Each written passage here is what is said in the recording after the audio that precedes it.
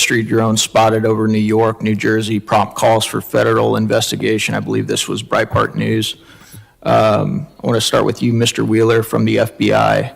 What can you tell us about what you guys do know?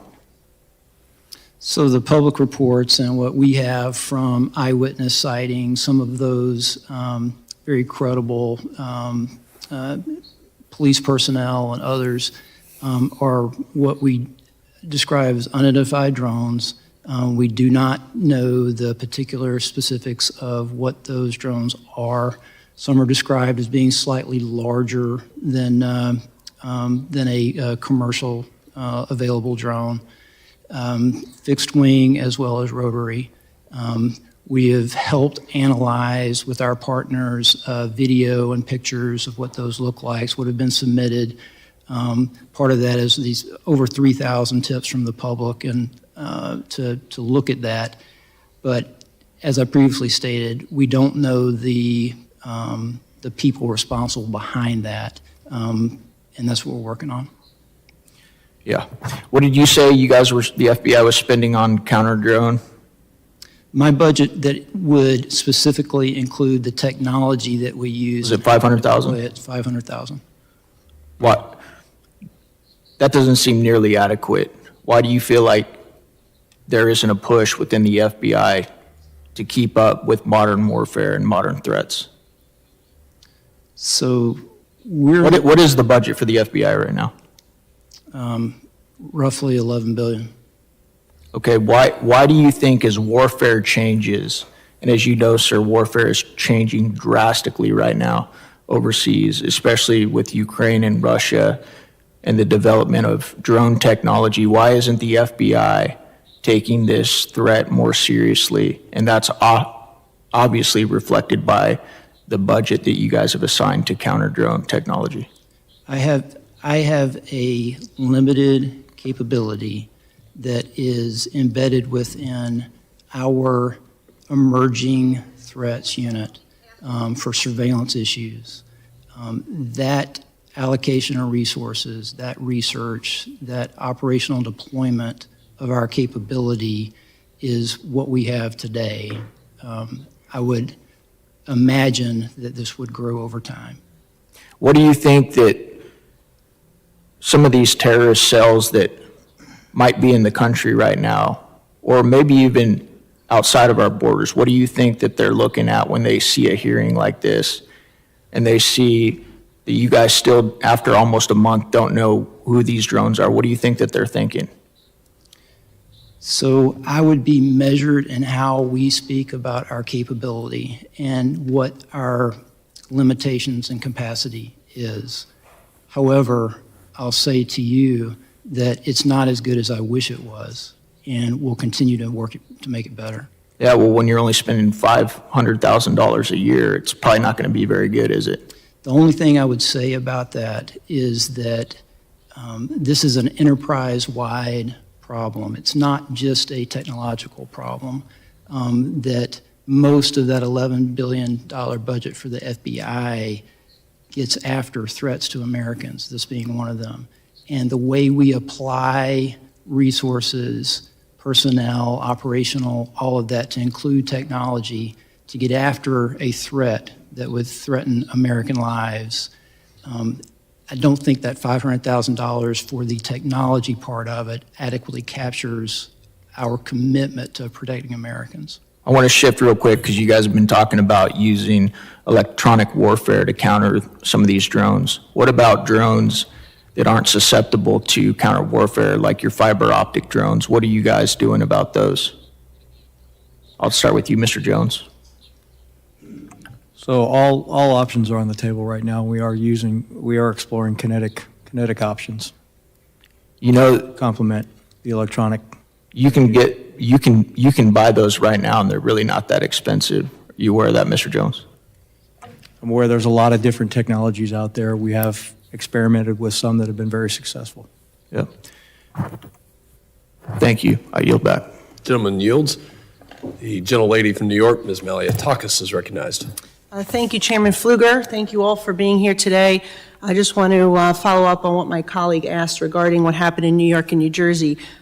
These drones, unmanned aircrafts have also flown over my district. A number of constituents have seen them over a power plant in Brooklyn. They were coming over the Verrazano Bridge, and I will remind everyone or explain to everyone here that Verrazano Bridge connects Staten Island and Brooklyn, and on the Staten Island side, you have Fort Wadsworth, which is a U.S. Coast Guard sector New York base.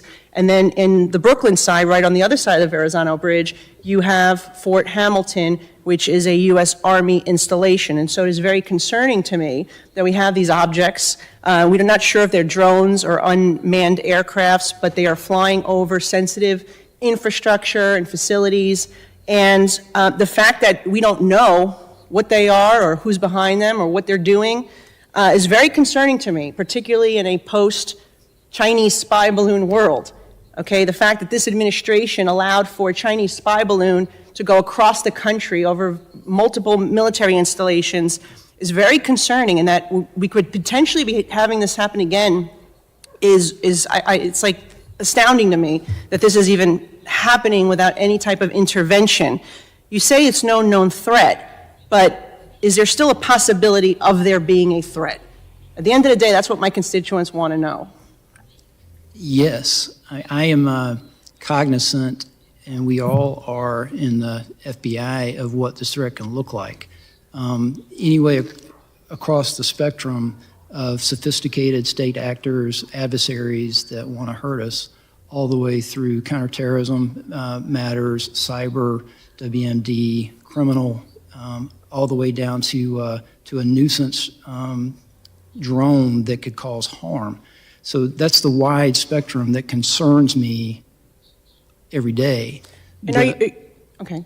I would just mention, it concerns me that we don't know the answer to your Yes. question yet. And are you working with the Pentagon, with FAA, with DHS, with your partners to try to identify this? Because I don't put it all on just the FBI. I think this is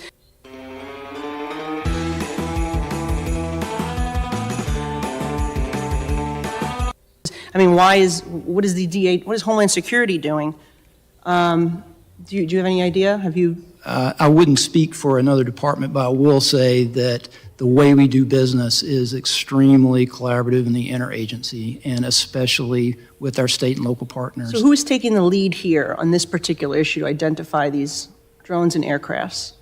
Well, we have an investigation open predicated on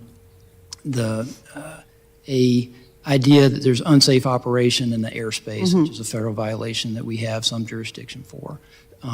But it would help us know sort of what lane this falls in when we know the people that are responsible and what this is all about, to your point earlier.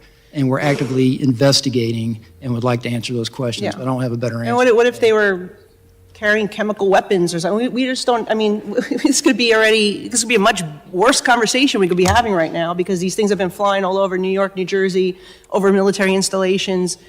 I don't know, I don't know what's going on there, but these agencies need to figure it out and try to get to the bottom of what's going on. I think it's very concerning. Is there a possibility, if hopefully it is not a threat, is it a possibility it would fall under this System Assessment and Validation of Emergency Responders Program, the SAVER program?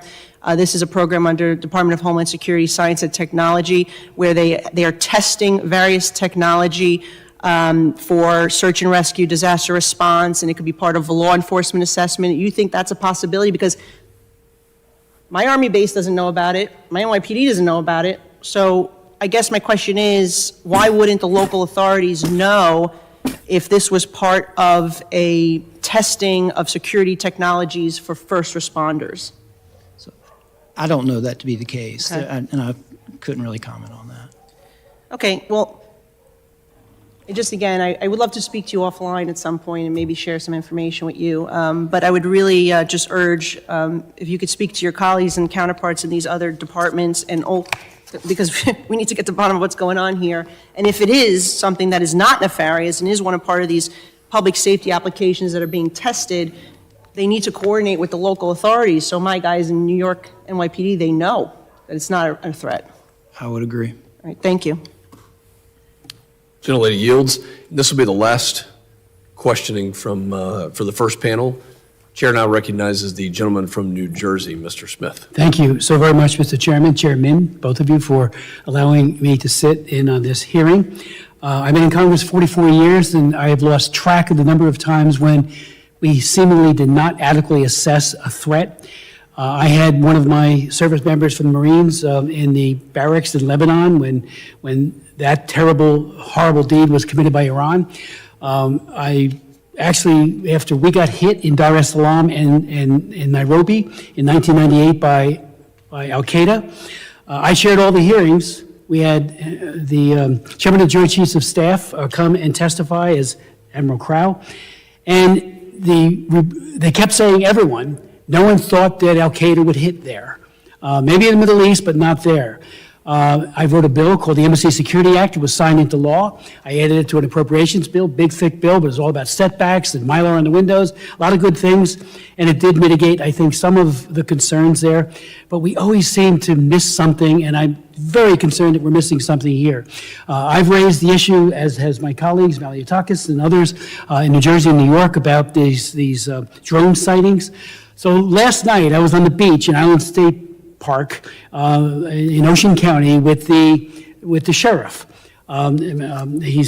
He has been working it every single night. He's got his own tethered drones chronicling. One of his officers 2 nights ago saw 50 drones come in off the ocean right there. So we thought maybe they'll replicate it. They didn't, but we thought it was a possibility. Last night, we had a number of other people here, including a commanding officer from the Coast Guard, who said that one of their 47-foot motor lifeboats was followed by between 12 and 30 of these drones as they went through the water, followed right behind them. And I said, what's the rules of engagement? I mean, you do it if you're fighting against a narco trafficker or something. And they said, we don't know, we don't have any. So I did reach out to the commanding officer at the Joint Base, which is also in my district, and talked to him, had a very good conversation, Colonel Anthony Smith, Joint Base Fort Dix McGuire in the 87th Air Wing, Air Base Wing today. And I said, I know you have the capability, you've put out press releases, to identify and bring down drones. Why can't you deploy them at least to the ocean? Bring one of these down, find out who's doing it. They have the capability. They said, we don't have the authority, only within the parameters of our base. Well, there's a national interest here. Our jets fly over the ocean all the time for training, so that perimeter is larger. So I did write Secretary Lloyd Austin asking that capability that may be sitting in a closet somewhere, I know they use it all the time, but bring it out. And I'm not saying you got to share it with the sheriffs. It'd be nice. Just do it yourself. The interest of the American public. So I would ask if you would echo that request. I mean, DOD's got the capability, or maybe Homeland Security does as well. When we had a Zoom meeting with Secretary Mayorkas, our governor put it together, and I appreciated that. But I asked them, why can't we just track where they go to? Seemingly they're going out to sea, to something, a ship. We don't know for sure, but they come in off from the ocean. So the question really is, can't we just get DOD to share? In my first term, DOD and VA did a great thing, the DOD-VA sharing agreement for healthcare capabilities. It was fantastic. Why can't the DOD share this with Homeland Security, with FBI and others, so that you can go out and find out who they are? Maybe it's China. I chair the China Commission, and I've had 115 hearings on it. I'm barred from going there now. China is, and I'm on their hit list. Xi Jinping is a monster. Look what Putin's doing. They're all capable of doing horrible things to our people, and now they're threatening my good friend and colleague from New York, and of course New Jersey, big time. So let's go get that DOD capability and find out, and put to rest the question, who is it? We can bring one down tomorrow. Your thoughts? Sir, I'd just say I share your concern. I share a lot of frustration, and I'm more than willing to continue working with the Department of Defense to try to get better. Again, if they don't have the authority, they can do it on an emergency basis. Just send that capability out to the ocean, or to the beach, because they're coming in every day. Figure out which one it is and bring them down. and then retrieve it and find out what's going on. And as my good friend Congresswoman Malliotakis said, the thing with the balloon was mind-boggling. Over our bases, and we didn't see that was a threat. Well, this, I think, is a very serious threat. And so please, if you could, get DOD to share that capability. Maybe Homeland has it, I don't know. Maybe you have it somewhere, but I know DOD has it. Thank you. Appreciate it. Gentlemen's time has expired. I thank the witnesses for your valuable testimony, for being here today, and for the members and the questions. These innovations offer immense potential, like enabling faster damage assessments of energy infrastructure. They also empower malicious actors. Adversaries can use UAS to surveil facilities, deliver hazardous payloads, disrupt operations, and even conduct cyber intrusions. The Department of Homeland Security's 2025 Homeland Threat Assessments highlights UAS as a persistent and growing risk to critical infrastructure. This warning isn't hypothetical. Last month, federal agents arrested an individual planning to use a UAS to attack an electric substation. I hope we can proactively address the UAS threat before a significant incident occurs. Despite the pervasiveness of the threat, existing federal laws and regulations have not kept pace with the rapid proliferation of UAS technology. Current frameworks primarily address safety and airspace management, but lack robust provisions to counter malicious UAS activities. This leaves critical infrastructure companies vulnerable to increasingly sophisticated threats. To address these risks, we must modernize our defenses while balancing security measures with civil liberties. A comprehensive strategy that incorporates technology innovation, appropriate legal frameworks, and public-private collaboration is essential. I hope we can prioritize the following actions. Number one, grant critical infrastructure companies limited authority to deploy advanced detection and counter-UAS technologies. Investments in cutting-edge counter-UAS systems will ensure we can address current and emerging threats effectively. Two, identify formal mechanisms for sharing actionable information about UAS threats and enable law enforcement at all levels with the tools and legal authorities to address UAS threats effectively. The third is advanced research and development. Collaborative R&D will improve the ability to neutralize UAS threats without collateral damage. The fourth and final, develop a comprehensive strategy to align regulatory, technological, and operational efforts at federal, state, and local levels, while addressing privacy concerns and establishing clear legal parameters for UAS operations. The private sector owns most of the critical infrastructure that provides key services, but protecting these assets is a collaborative effort. The National Security Memorandum on Critical Infrastructure Security and Resilience rightly emphasizes this partnership. However, existing counter-UAS authorities for DHS and the Department of Justice are set to expire soon. Failing to renew and expand current authorities risks leaving critical infrastructure defenseless against the evolving UAS threat. The window of opportunity to address these challenges is closing. By modernizing our defenses, updating our legal frameworks, and fostering collaboration, we can safeguard critical infrastructure, protect public safety, and maintain our leadership in security and innovation. We are ready to work alongside this committee, a coalition of critical infrastructure companies, and relevant stakeholders to effectively protect our critical services against the evolving UAS threat.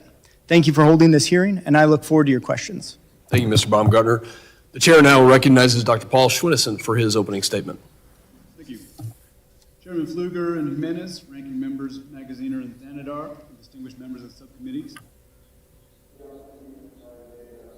Homeland from unmanned aerial systems.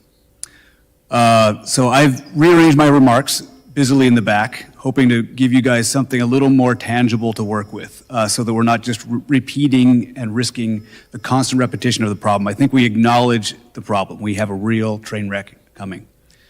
I think it goes a little bit unsaid. I think we lack a lot of the technical know-how on how to deal with this, on how to assess and neutralize these threats.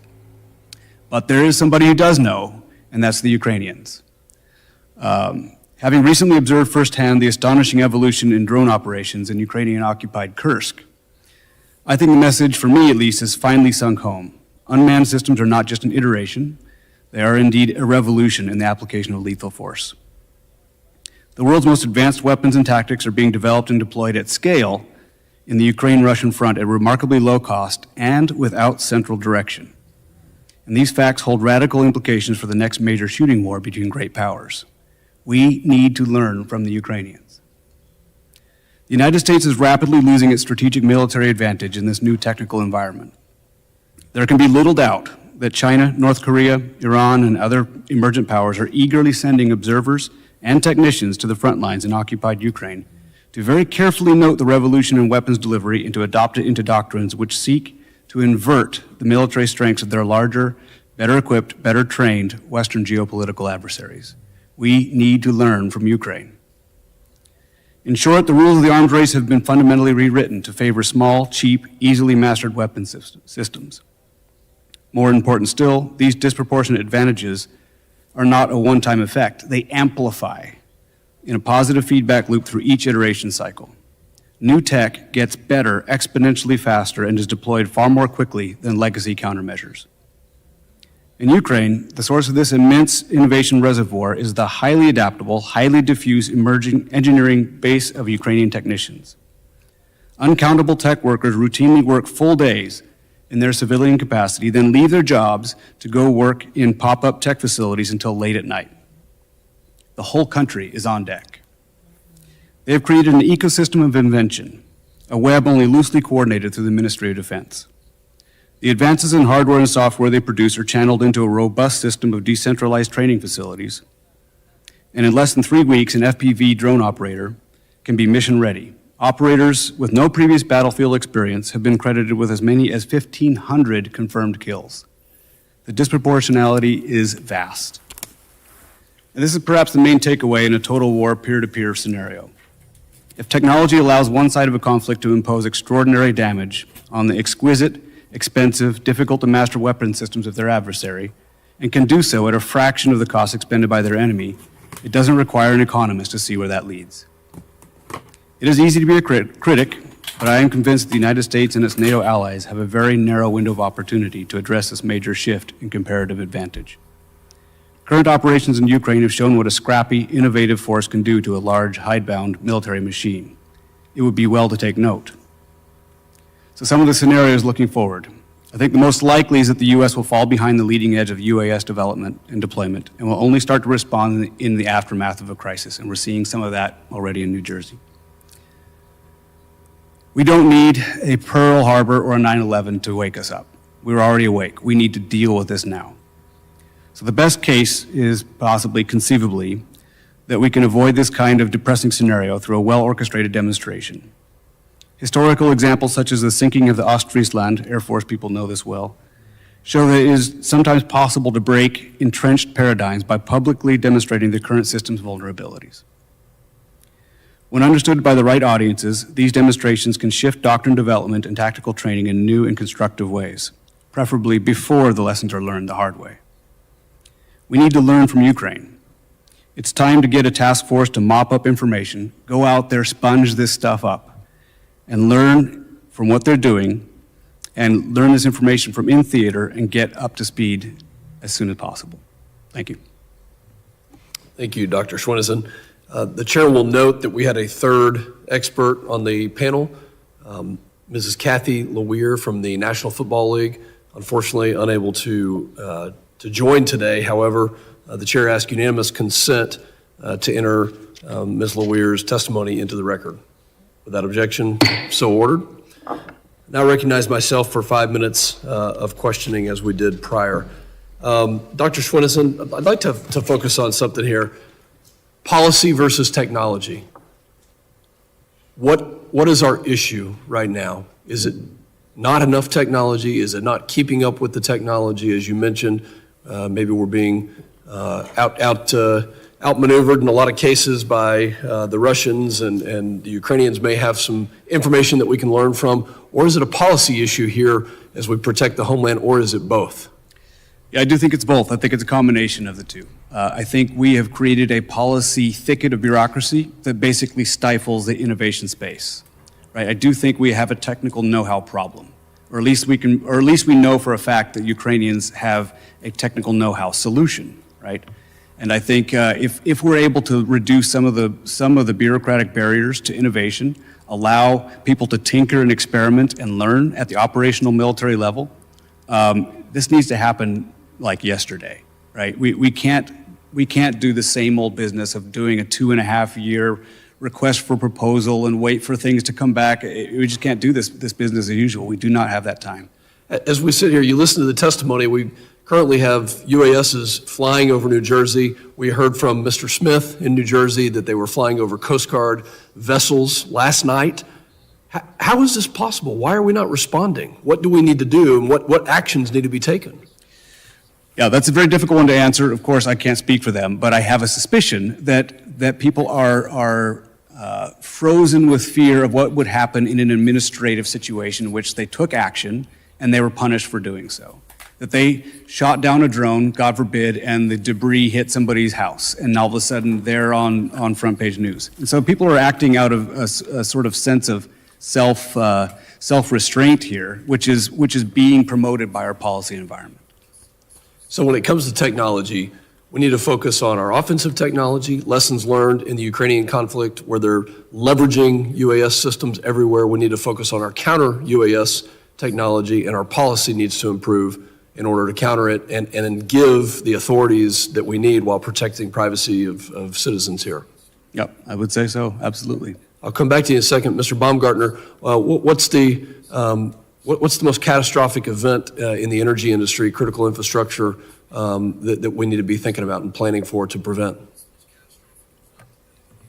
I mean, luckily, we haven't seen a significant incident. I think from an imagination perspective, certainly something with a payload like the gentleman from Tennessee who was planning an incident to drop a payload into a substation.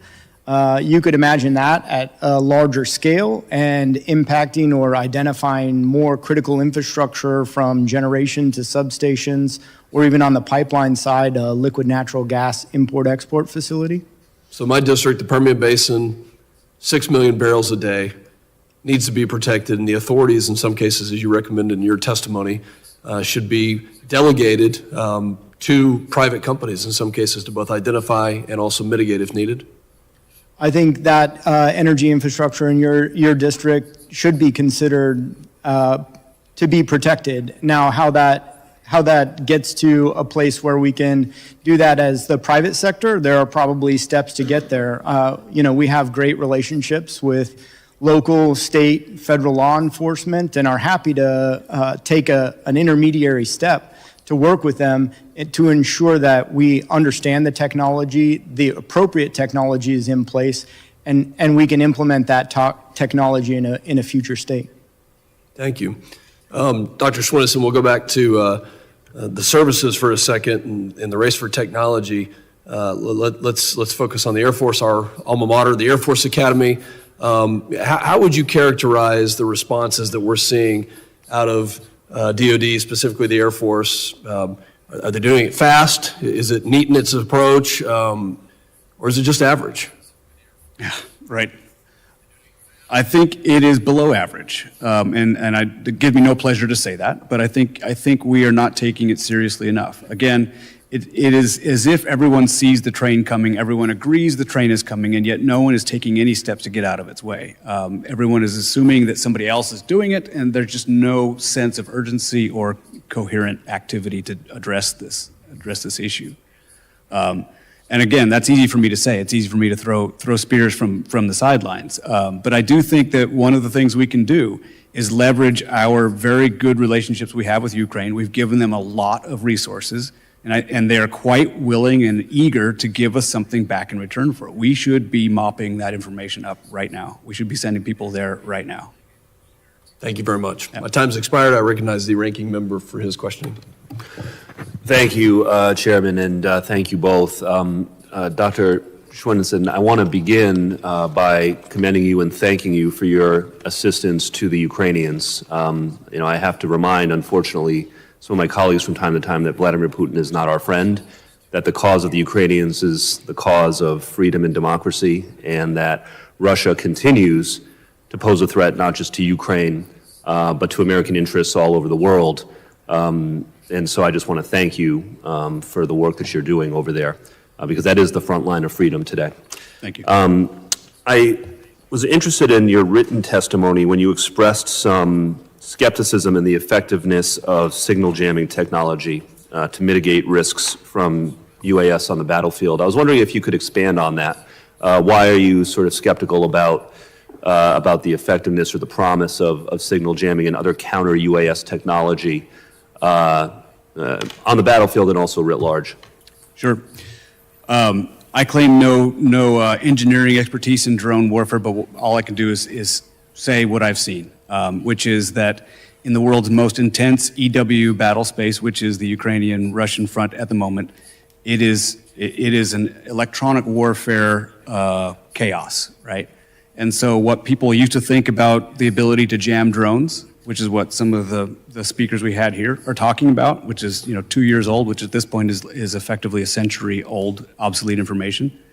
Jamming doesn't work the way we think it does. And there are so many new developing technologies on countering the counters, right? They've already gone multiple layers ahead of us. At this point, they're doing AI pixel lock technology that doesn't have any RF frequency whatsoever. They're doing ambush technology where they're not needing to have any kind of communication between operator and drone. So, again, I don't know the specifics beyond what I've just seen, the tip of the iceberg, which is that, the jamming solution is not a one-size-fits-all, that's the silver bullet. It might be a piece of a suite, but that's only a piece. Yeah.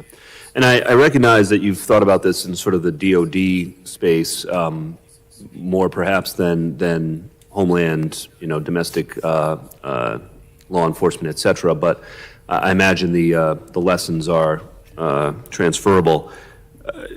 What do we need to do specifically in order to go from being laggards to leaders on this? You referenced procurement issues and kind of speeding that up. You referenced, bringing a spirit of I guess, inventiveness and innovation. But are there other specific things? I mean, is there training that we should be looking at deploying across the federal government? Is there some kind of specific workaround to procurement rules that you would recommend? Like, what are the nuts and bolts of what we should be doing in order to take back the advantage? Yeah, I do think Yankee ingenuity is one of our comparative strengths, and we need to take advantage of it. And one of the ways to do that, this is not an especially sexy solution, so I say that with apologies in advance. But I think one example of an idea is to, at the DoD level, get drones down to the absolute operational level of units, so they can begin to tinker. There is as Elon Musk says, move fast and break things. You need to learn on the fly. You need to learn in the trenches how these things are operated. It isn't enough to do this from a centrally managed, top-down approach in which we're going to go through this entire typical cycle and then deliver the tool to the warfighter wrapped with a ribbon. It doesn't work that way anymore. We have to give it to them and let them develop it on the fly. Empower the people on the front lines to innovate. That makes sense. Mr. Baumgartner, I apologize, I only have a minute left, but I wanted to explore this importance of the cooperation between private industry and particularly state and local law enforcement. What are the best practices there that you've noticed, and are there things that we can do to support those kinds of collaborations? Well, we work very hard to establish and maintain those relationships in all the states and localities that we serve. I think it does become about manpower and hours spent in doing that collaboration, and so there are certainly challenges to maintaining that.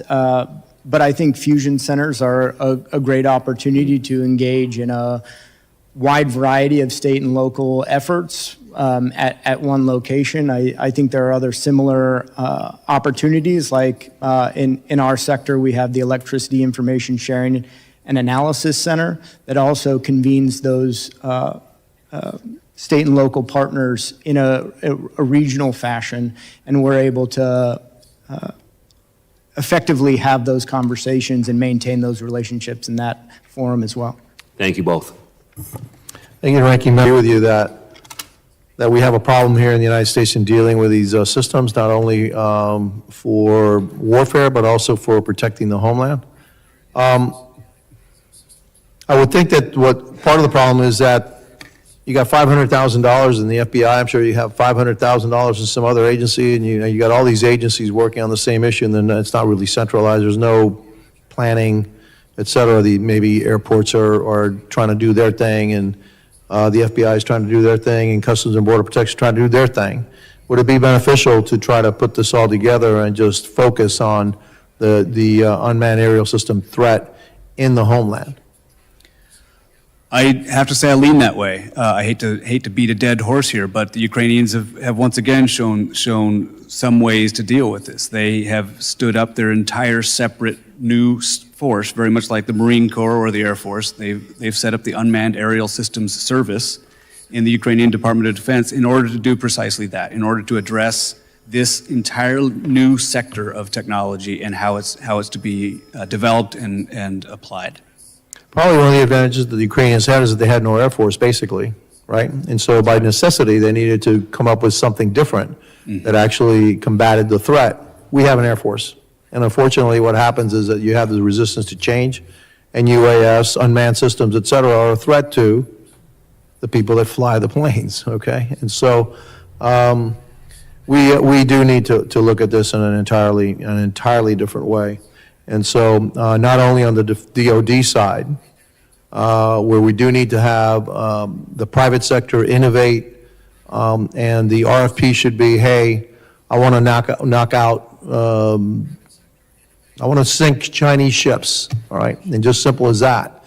If you ask DOD to do that, they'll come up with an aircraft carrier that costs $10 billion and all these systems. The Ukrainians are sinking Russian ships in the Black Sea with little boats with maybe 500 or 600 pounds of TNT on them. A whole bunch of them can't possibly take them all out, and basically boom, no submarine, because that's the other thing we'd look at. Well, maybe we need to have these really expensive submarines with torpedoes and stuff. The old way of fighting war. We need to look at the new way of fighting war. But here it's Homeland Security. Look, I'm convinced that we're going to have a problem. We'll wake up when something happens, because that's always what we do. And we should be waking up right now. And so one of the things maybe that we should be looking at is how do we centralize a Homeland Security kind of focus on unmanned systems and how we protect all our infrastructure, airports, the energy system, our electricity, our grid, all of that is vulnerable. And so that's all I have to say, and I'll yield my time back, and I recognize the gentleman from New York, Mr. Diaz-Posito. Well, thank you, Mr. Chairman. Dr. Swenson, I know it was discussed earlier, and I wish some others on the other side were here to listen, because sometimes when we talk about Russia, China, and Iran, we're referred to as fearmongers. But the proliferation of drone technology from foreign adversaries like Russia, like China, like Iran, has impacted conflicts across the globe. What is the risk of such technology being transferred or replicated by domestic actors in the United States or by transnational criminal organizations across our borders? And how can we disrupt these supply chains? Well, the risk is 100%. I mean, it's if it hasn't happened already, and I'm sure it has, but if it hasn't, it's about Definitely has. Right. How do we mitigate it is again, that this is the elephant in the room, and I think the only way to mitigate these kinds of threats is to out-innovate the threat itself.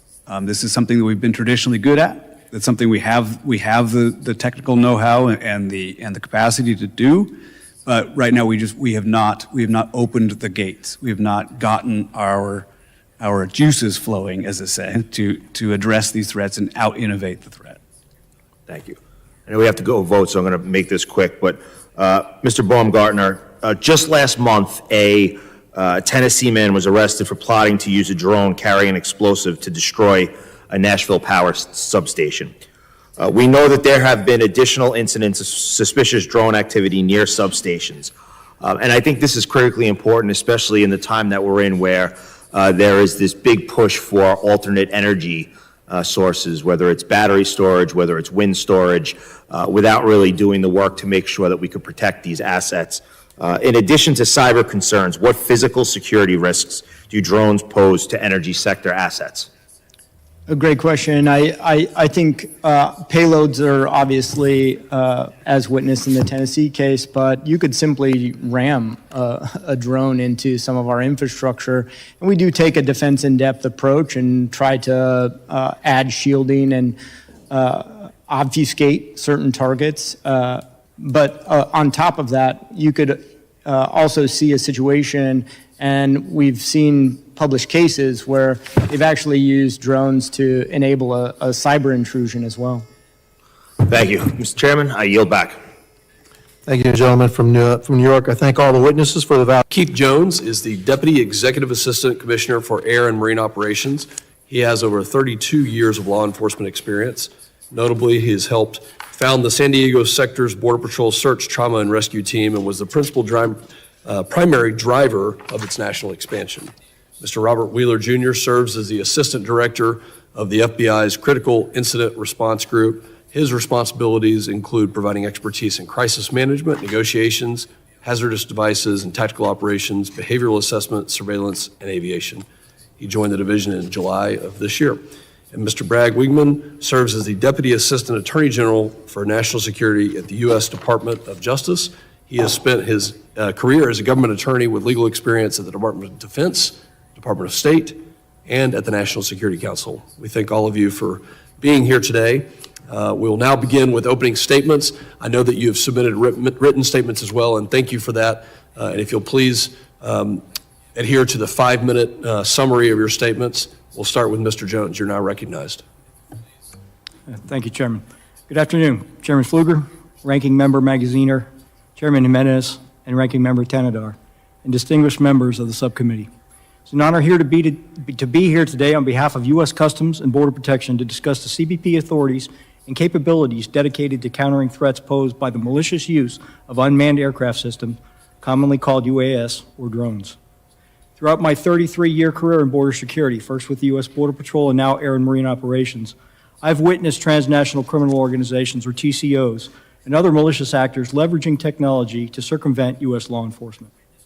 In recent years, I've devoted significant time to understanding the increasing UAS threat to border security and coordinating CBP's strategic response. Air and Marine Operations is CBP's executive agent for counter-UAS operations. We work alongside our U.S. Border Patrol and Office of Field Operation counterparts to detect, track, and mitigate the threat of these aircraft along our borders. We also collaborate with our DOJ and FBI partners on investigations, as well as CBP Innovation, the DHS Science and Technology Directorate, Department of Defense, private industry, to identify technologies that can improve our mitigation and domain awareness capabilities. I'd like to emphasize 3 important aspects of this subject today. First, the current state of UAS threats to border security. Second, how our critical authorities enable us to respond. And finally, the importance of improving CBP's domain awareness capabilities and technology to detect and mitigate UAS threats. First, UAS activity along the border is increasing rapidly. During a recent 6-week period, CBP sensors recorded more than 6,900 drone flights within close proximity of our borders.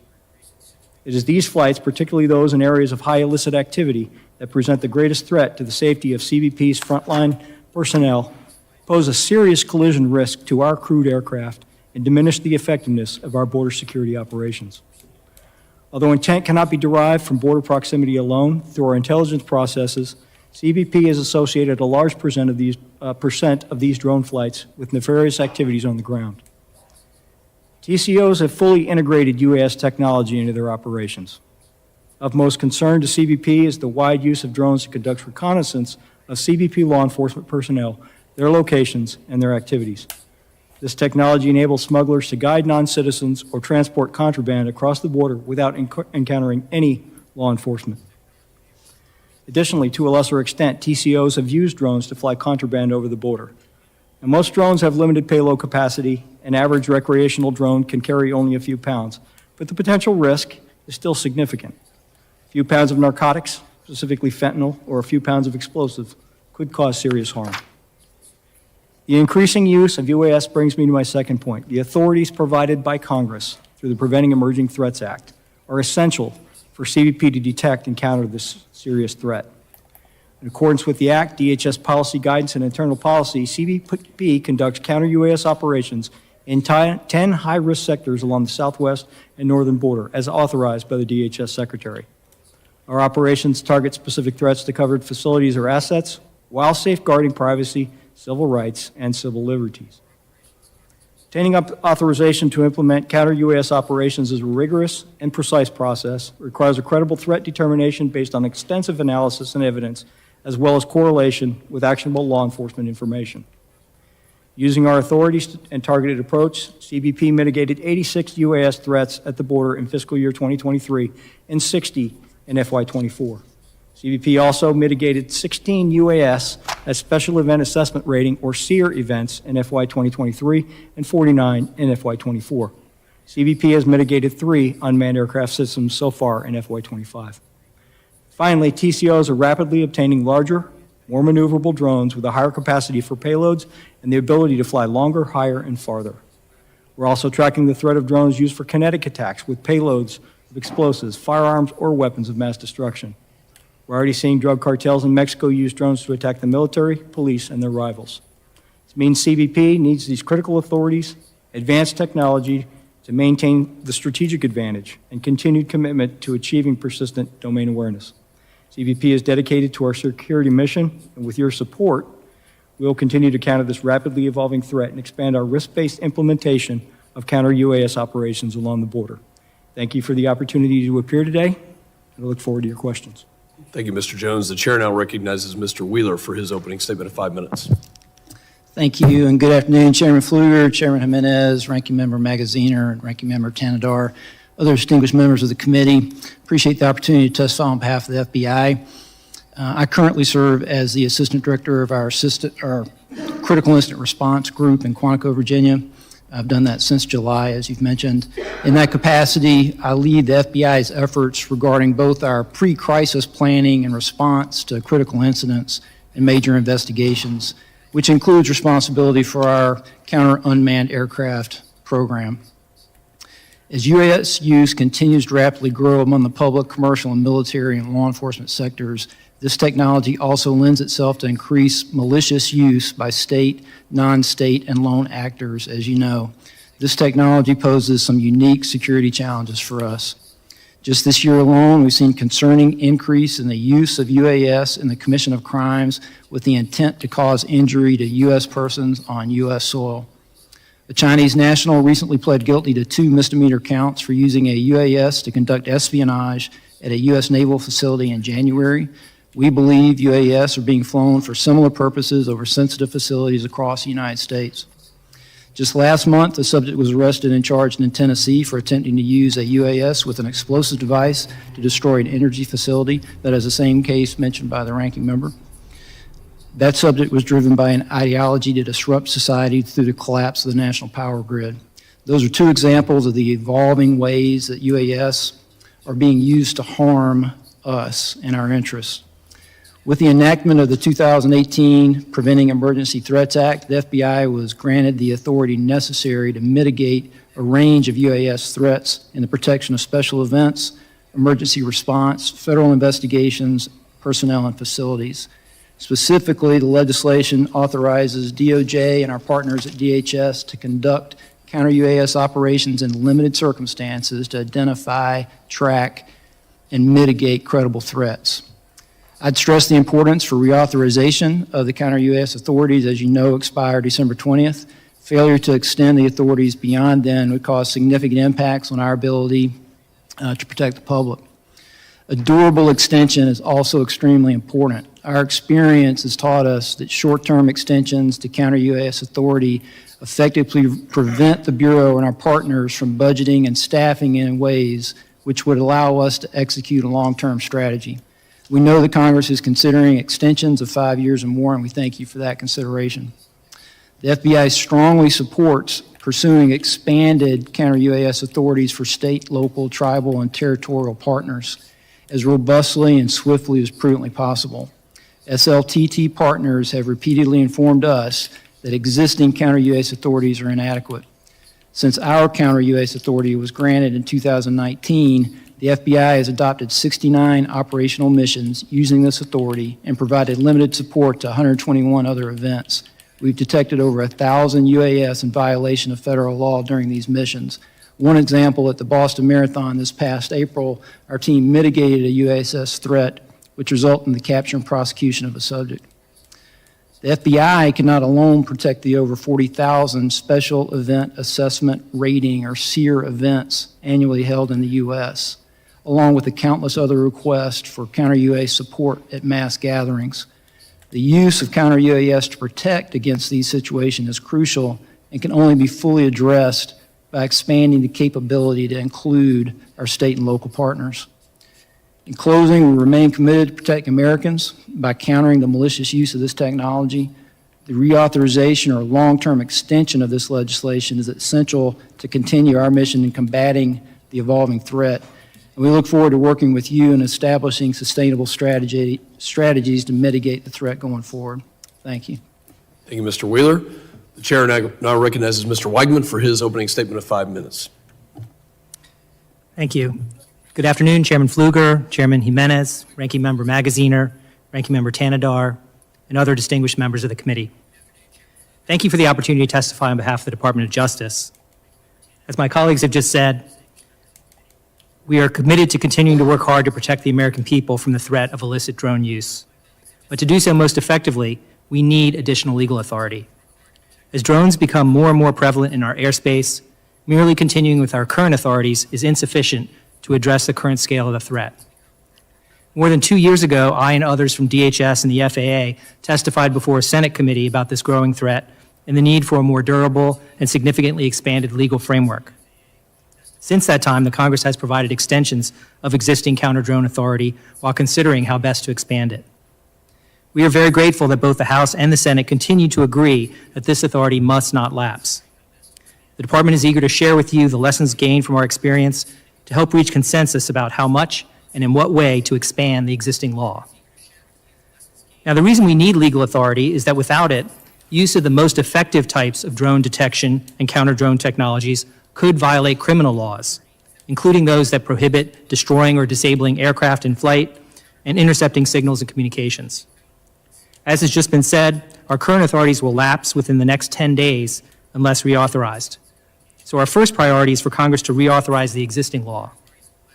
But I know that this committee and others have also been working on legislation to go well beyond that, and we are eager to work with Congress on a bill that will help keep the American people safe. Now, as described in our written testimony, the two most important issues for us are, number one, broadening the types of sites that law enforcement can protect from nefarious and suspicious drone uses. So, for example, to cover, as was mentioned in the opening statements, airports and critical infrastructure like power plants and chemical facilities. So we need to expand the types of sites that can be protected.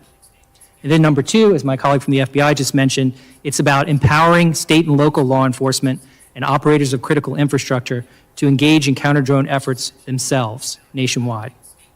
This is not a job the federal government can do alone.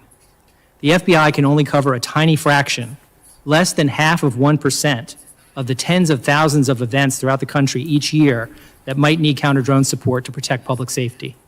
So the demand for protection across the country just vastly exceeds available federal resources. To be clear, this activity can and must be done while safeguarding Americans' privacy and civil liberties. The technologies that we employ typically detect only communications being passed between the operator's controller and the drone to detect its activities, to direct its activities. They do not extract text messages, email, or internet search histories from phones or tablets used to control drones, nor do they allow law enforcement to listen to voice calls. We collect information such as the drone vendor and model, the drone and controlling device serial number, the geolocation of the drone, the location of the controller, and the most recent takeoff and home location. This is very much like the information required to be broadcast by manned aircraft, and which is now required under FAA's remote ID regulation to be broadcast by drones as well. And we use this information to further investigate when a crime involving a drone is suspected. As required in current law, DOJ will continue to have guidance that contains explicit protections for privacy and civil liberties and associated training. And state and local law enforcement, if empowered to engage in this activity, would be required to adhere to the same rules.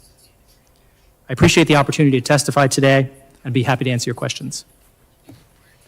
I thank the witnesses for their opening statements. Members will now be recognized by order of seniority for 5 minutes of questioning. An additional round of questioning may be called after all members have been recognized, and also knowing that we have a second panel.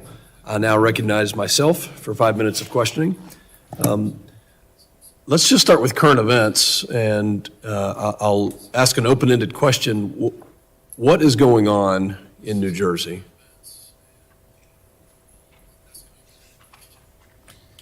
So, sir, the FBI and our Newark field office, along with the state and local partners there, the Bureau is actively investigating the situation you mentioned, just the unexplained sighting of drone activity over that part of New Jersey, including proximity to sensitive sites and areas of concern.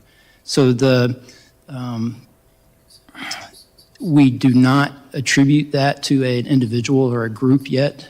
We're investigating, but I don't have an answer of who's responsible for that, of one or more people that are responsible for those drone flights.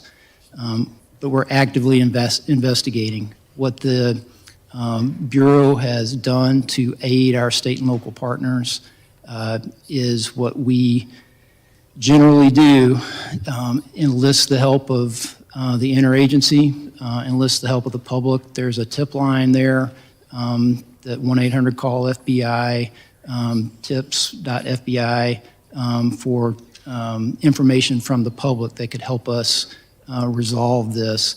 It is concerning. Is the public at risk? Is public safety at risk? Are we concerned that there are nefarious intentions that could cause either national security or a public safety incident that would put Americans at risk?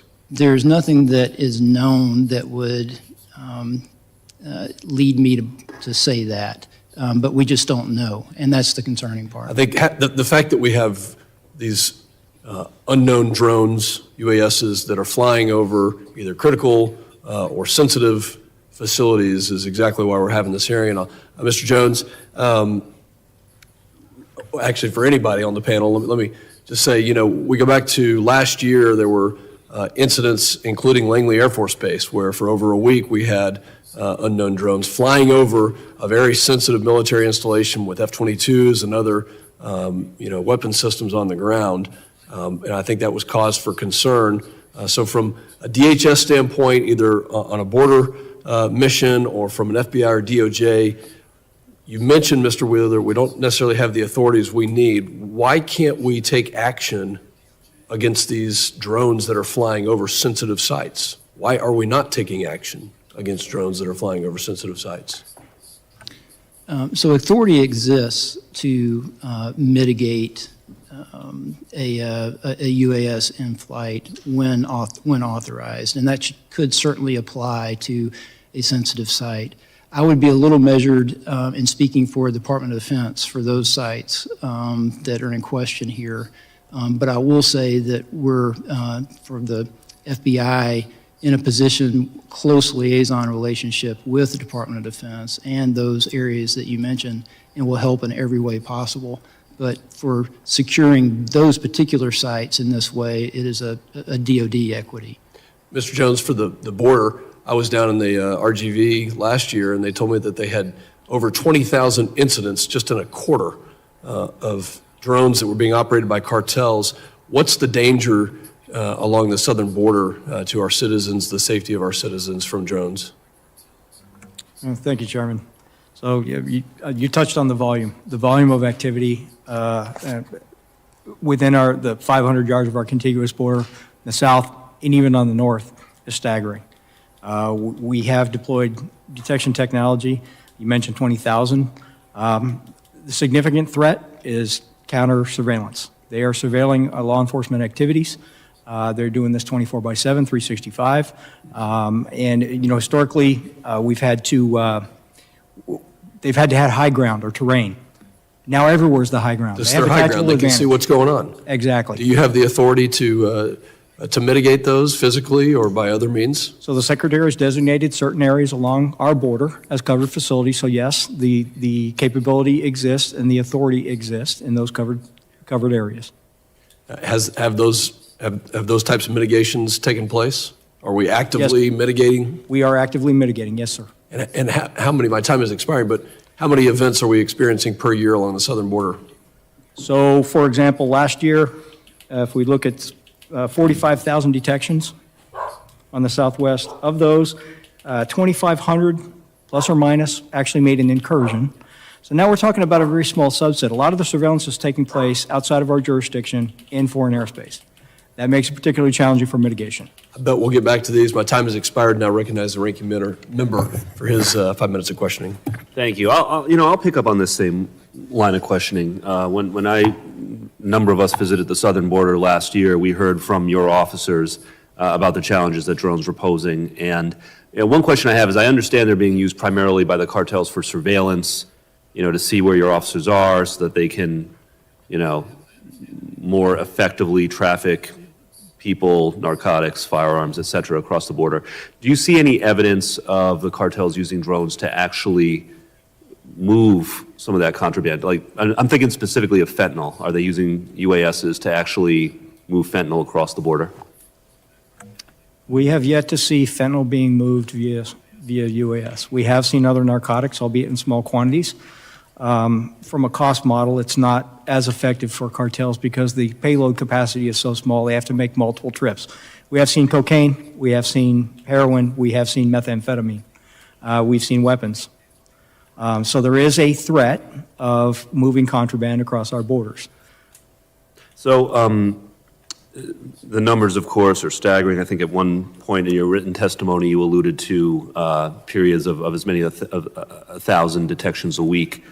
But the number of mitigations at the southern border was 86 in fiscal year 23 and 60 in fiscal 24. So why so few as a percentage of the whole? What are the barriers that you're facing? Again, many of these detections occur in foreign airspace, thereby we cannot mitigate. Actually, a very small percentage actually incur into the United States. So, for example, in the southwest border, only 5% of that large number actually affected an incursion. Of that, we have very strict criteria, and they met the criteria. So the 60 that we mitigated in FY24 actually met the criteria for mitigation. So I'm going to ask about both the 5% and the 95% then. So in the 5% that do come into our airspace, is the criteria too narrow, to bring them down? Why again, so few? Well, again, one of the things that's notable here is that those are not 2,500 unique identifiers. You have repeat offenders. So we take down or mitigate one drone. Of that large number, that could be responsible for hundreds of those I see. detections. So these are events, not necessarily individual drones, these statistics? That's correct. Okay. So on the 95%, or really I guess 100%, even if you don't have the authority to bring them down, those that are over foreign airspace, do you still have the ability, the technological ability to track where the operators are and to alert Mexican or Canadian authorities as to where the operators are? And can you explain what that process is like? Absolutely. And we do communicate directly with our foreign partners, and our communication is healthy, our sharing of information is healthy. And so what you just described is exactly what we do. And is it working? Does it happen? I mean, when you notify Mexican authorities, for example, that, hey, we've got a drone and we know where the operator is, I mean, are they pursuing the operators? Do you have success stories? Again, are there gaps that need to be filled in that process? Can you elaborate? Well, again, we have to rely on so in the case of Government of Mexico, we have to rely on our Mexican partners to respond. A lot of times these are in areas that are not highly populated. They're very difficult to get to. They're also controlled by cartels. So by the time law enforcement responds, it's very challenging for them. It's not from lack of effort or lack of communication. It's just a very difficult environment. With the minute that I have left, I'll shift to Mr. Wiegman. On the issue of special events, of SEER events, can you just elaborate a little bit more about why it is so important that the state and locals have expanded authorities, and what should the appropriate guardrails be, for those expanded authorities? Yes. Each year, the FBI can cover a number of special events, and DHS covers some as well. So we're talking about big events like the Super Bowl, the World Series, the Indianapolis 500, that sort of thing. But obviously, those are not the only events that could be subject to an attack or a drone threat. You have many other football games, baseball games, soccer games, the World Cup. And if you add them all up, just focused on sporting events, even forgetting about, New York Times, New Year's celebration, there's all manner of events. So we can only cover a tiny fraction of those in any given year. And so if Congress gives the authority to state and locals to engage in the same activity, that vastly expands the scope of what counter-drone protection I'll just can be note for the provided. record, thank you. I understand the need to expand that authority for the state and locals for these Yes. special events. I will just highlight, though, I think training is going to be very important in this because there are plenty of people who fly drones at, high school football games and stuff for legitimate reasons. And we'll just need to make sure that the state and locals have the training to know how to kind of go after the bad guys without overly penalizing the good guys. But I take your broader point. And Absolutely. I yield back. That's a big part of it, the training. Thank you. Gentleman's time has expired. The chair now recognizes the gentleman from Florida, Mr. Jimenez, for his. Thank you, Mr. Chairman. I know that we face significant threats now from the technology that we have right now, but right around the corner, if not already here, is AI. And so some of the techniques that we use to mitigate current drones won't work on AI because they won't be piloted. They'll be just given a mission, they'll be given parameters of what to hit, and they'll hit it by themselves. They don't need to be piloted. Do we have any capabilities to actually go kinetic, actually knock these things down, either through, some kind of a projectile or with high energy that fries the systems? Do we have any of that available anywhere? Thank you for the question. So without tipping our hand to our adversaries, I think it would probably be best, and we'd look forward to providing you a detailed briefing on our capabilities, kind of where our heads are at on, and we share your concern. Yeah, because I think that not only concerns me in as far as Customs and Border Protection and our personnel, but also airports, large events, et cetera, where these drones can be used for really destructive purposes, and so I'm really worried about that. Mr. Jones, you said that you had legal authority to disable, to mitigate drones in certain areas. We have about a 2,000-mile-long border. So those areas, how many miles of the 2,000 do you actually have the authority to mitigate these drones? Chairman, again, we're starting to get into an area I'm not comfortable with in an open forum, but we'd love to dock those details with you behind closed doors. I take that to mean there's not too many miles, okay? So that's fair enough. Have you seen any kind of, we know that the cartels, especially the Mexican cartels, are working with the CCP, the Communist Chinese Party. The CCP provides the chemicals to the cartels who then produce the fentanyl that's killing thousands of Americans every single year.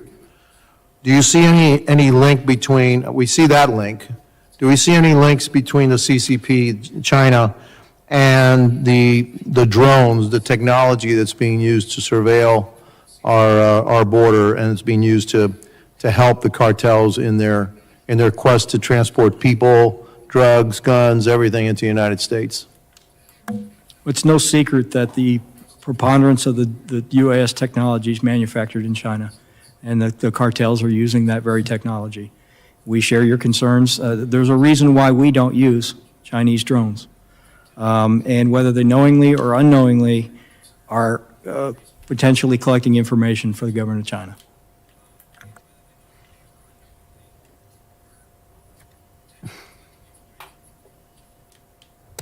That's it. That's all the questions I have. Thank you. Yield back. Gentleman yields. The chair recognizes Mr. Tanadar for his questioning. Thank you, Chair Fluger. The operation of CUAS technologies to intercept drones is sensitive, as it generally requires seizure of property without a warrant. To do so, CUAS technology operators must hack into the signal used to control the drones. which often involves hacking into operators' cell phone or computer. As such, Congress has waived certain wiretapping and other privacy protections for agencies to carry out these activities. As DHS and DOJ have began to operate CUAS technologies, what have your agencies done to formally enshrine protections for privacy and civil liberties? Any one of you? Sir, I can speak for the way that the FBI conducts the mission. We're very sensitive to those concerns. The information that is captured electronically from our technology that we use is just the information that has to do with the control of the drone, the flight, the telemetry data, if you will. Even if it is being operated by a personal device like a cell phone, for example, the technology that we use does not capture any other information from there, and we're very sensitive to how that is collected. And whatever that information that we collect, we don't maintain it if it's not threat, if it is not part of a case. If it is part of something that we investigate, then our regular guidelines of legal process and how we would maintain evidence apply. But we're very sensitive to privacy concerns and making sure we get it right and do it correctly. All right. Thank you so much. Congress is currently considering authorizing a pilot program for state, local, tribal, and territorial law enforcement agencies to operate CUAS technologies. Expanding these authorities must be done carefully, as doing so requires waiving wiretapping protections and other critical protections to protect privacy and civil liberties. How can we ensure the operation of such technologies, potentially by a large number of law enforcement agencies, will be closely coordinated with and overseen by federal authorities? Mr. Wigman, most critically, how can we protect privacy and civil liberties? Thank you for the question. So if the pilot program, the state and local pilot program that you mentioned is adopted, there would have to be, the law would require training for all state and local officials. It would also require them to follow the same procedures that my FBI colleague just mentioned in terms of the type of technology they can use, the type of data that they can collect, the rules of engagement, what type of facilities they can correct, so that they do it safely. They'd have to work with the FAA. All of their activities would have to be approved by DHS and Department of Justice working with FAA. So it's quite a labor-intensive kind of process that we're envisioning under the state and local pilot program to basically get state and local authorities up and running so that they can mirror and do the same things that we do at the federal level. And that includes protecting privacy and civil liberties. Thank you. Thank you so much, and I yield back. Gentleman yields. Chair now recognizes the gentleman from North Carolina, Mr. Bishop. Thank you, Mr. Chairman. How do I pronounce your name? Is it Weigman? Or It's Wigman. Wigman. Yeah. Mr. Wigman, I want to bore into this just a little bit more. So, and some of the questions have indicated and the answers indicate you got to be careful about revealing specific technological things. But I noted one thing when you were testifying, you said that the reason you need expanded authorities, I believe I got this right, is that the effective technologies to deal with this could violate laws on intercepting aircraft in flight and intercepting transmissions. Did I get that correct? That's right. And maybe you could just help me understand a little bit better. If you've got like a mass spectator event, which is one thing that's been raised, it seems to me, how do you have and a lot, you've also said, several of you have made the point that, how you intercept data to prevent intruding on privacy and only certain types of data. And I must tell you, that has a sophistication level I don't really understand. Why not just have a rule that anybody who flies a drone near a mass spectator event, the drone's going to be destroyed in the air? Is that something that it'd be hard to do? And then why do you need to intercept data in order to do that? If the object is there, destroy it. So it's a good question. I think the way it works, as I understand it, and my colleagues can talk about this operationally, if you had, let's say, a football game, and you would have a perimeter, it would be declared as a temporary flight restricted area. Okay. So around that, you're going to have a buffer zone. You have an area where it's a no-go, and then you have a larger area around that where you might want to detect what's flying, and then you have a larger area around that where you might be tracking, but regular commercial drone use is okay. And so as they're getting closer and closer to the facility, you're detecting originally the signals to see what is that drone. You're trying to identify a drone. Oh, is that a UPS? Like a long-distance radar or something like that. Exactly. Heads-up So radar is that a UPS drone that's just delivering a package somewhere? Let it go on its way. Is it getting closer right into the zone where you're going to have to do something against it? So it's kind of a calibrated thing, and as you get closer and closer, then that's where you take the opportunity to use the technology to jam it. Is most frequently rather than destroy the drone. You're interfering with its navigation in a way that confuses it and requires it to land. And that's what they do in these scenarios to make it land somewhere rather than it's not the same as shooting it out of the sky is my understanding of how it works. You're instead using electronic things to bring it down. So that's essentially how it works.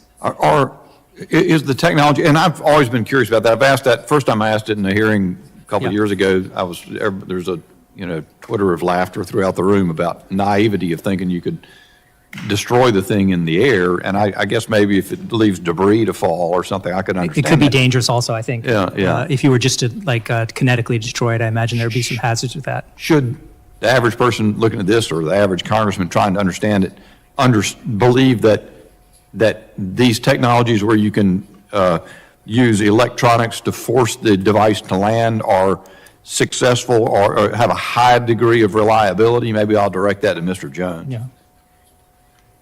So there's also non-destructive kinetic capabilities. So one thing from a law enforcement perspective we have to remember is that if we can capture a drone, there's a forensic capability that allows us to glean information. Yeah. And so that's important to us, as well as avoiding or minimizing any collateral damage. We have to be very careful in any application of force in public areas, responsible law enforcement, first do no harm. Is any witness able to testify? Because what you've essentially laid out is we've had a series of short-term reauthorizations of what you had, the authorities that now exist, and the issues you want to expand the authorities. And I have concerns, especially after a variety of ways in which I think government authority has misused power to intercept information or learn information about the American people and has gone too far. What are can anybody describe what the hesitancy is and why they're not significant, or why they should be overruled and proceed with this more expanded authority? Mr. Wigman? Hesitancy in adopting the expanded authority, or? Yeah. Well, that's kind of hard for us to answer because we support expanding the authority. I understand. I think that it's important to recognize when you talk about intercepting signals and so forth, as I mentioned in my opening statement, as Assistant Director Wheeler just mentioned, the types of signals that we're getting are the same types of information that is actually required to be broadcast and that anyone can pick up with a drone today, as the FAA's rules. So we're not talking, there is a privacy interest, but it's the same type of information that we're now requiring, and it's a new regulation, but requiring drones to broadcast so that anyone can pick up, because it's really just about the communications between the drone and the controller, so that we can figure out where is that person, what's the registration, what's the model, how do we deal with it. So I think the privacy interest is limited. My time has expired. Thank you very much. Ayuba. Gentleman's time has expired. The chair now recognizes the gentleman from California, Mr. Correa. Thank you, Mr. Chair, and I want to thank the gentleman or witnesses for being here today. Very timely issue for all of us. I think your testimony and the questions show that a little bit of a tension here between private property, private rights, but I think the bigger one here is protecting public safety. A couple of times back home, I had the chance to see some drones flying over my house, looking in my backyard. Frustrating, angry, didn't have any kinetic weapons with me, so they came and went. But on a serious note, I'm home to Disneyland. Worldwide, it's still viewed as an American private enterprise symbol. I've got the Anaheim Ducks Arena. OC Bibe that's being built right now, the Anaheim Ducks, SoFi Stadium nearby, World Soccer Cup coming to our area very soon, Olympics coming soon. So target-rich environment, so to speak. And what you're saying, Mr. Wigman, specifically, you said that federal government does not have the bandwidth to really protect all of these sites, yet we're still not at a point where we can share the authority information with state, local, federal authorities. And I hope we don't have to wait for a federal law to be passed to get there. My local sheriff in Orange County has a fusion center. Fusion centers exist across the nation where federal, state, local, FBI, every agency collaborate, share information, because when it comes to these drones, time is of the essence. Authority to neutralize these things is of the essence. And I guess my question to each and every one of you, starting with Mr. Jones, do you know of any efforts right now to coordinate with our locals to begin sharing, creating the local authority to be more effective at protecting our citizens? Mr. Jones. I can speak broadly and just outside of just counter UAS. We are working with our federal, state, and local partners on a daily basis. Whether it's counter fentanyl, counter UAS, just general public safety, they're our partners. We're all on the same team. And I'm glad to hear you say that. Go ahead. We need the authority to designate, select state and local law enforcement, and then with approved equipment, and, you know, just like my colleagues We stated. need a federal law. Yes, we do. Some of us here could probably do something like that, Mr. Chairman. Hope we can also, I didn't hear it, I know Mr. Jimenez talked a little bit about Mexico. Cooperation, any there? This is something that deals with both sides of the border. And like I stated earlier, our relationship and our information sharing with Mexico is healthy, both at the local level through the U.S. Border Patrol Foreign Operations branches, as well as our communications with Mexico City. Thank you very much. Mr. Wheeler, same question to you. Do you know of any efforts to coordinate past laws to help us work with the locals to protect our citizenry? Sure. I would illustrate as maybe a good example for the situation in New Jersey and our Newark division we talked about earlier. The FBI Newark JTTF comprised of a lot of state and local officers that work on the JTTF are our people that are actively investigating this matter.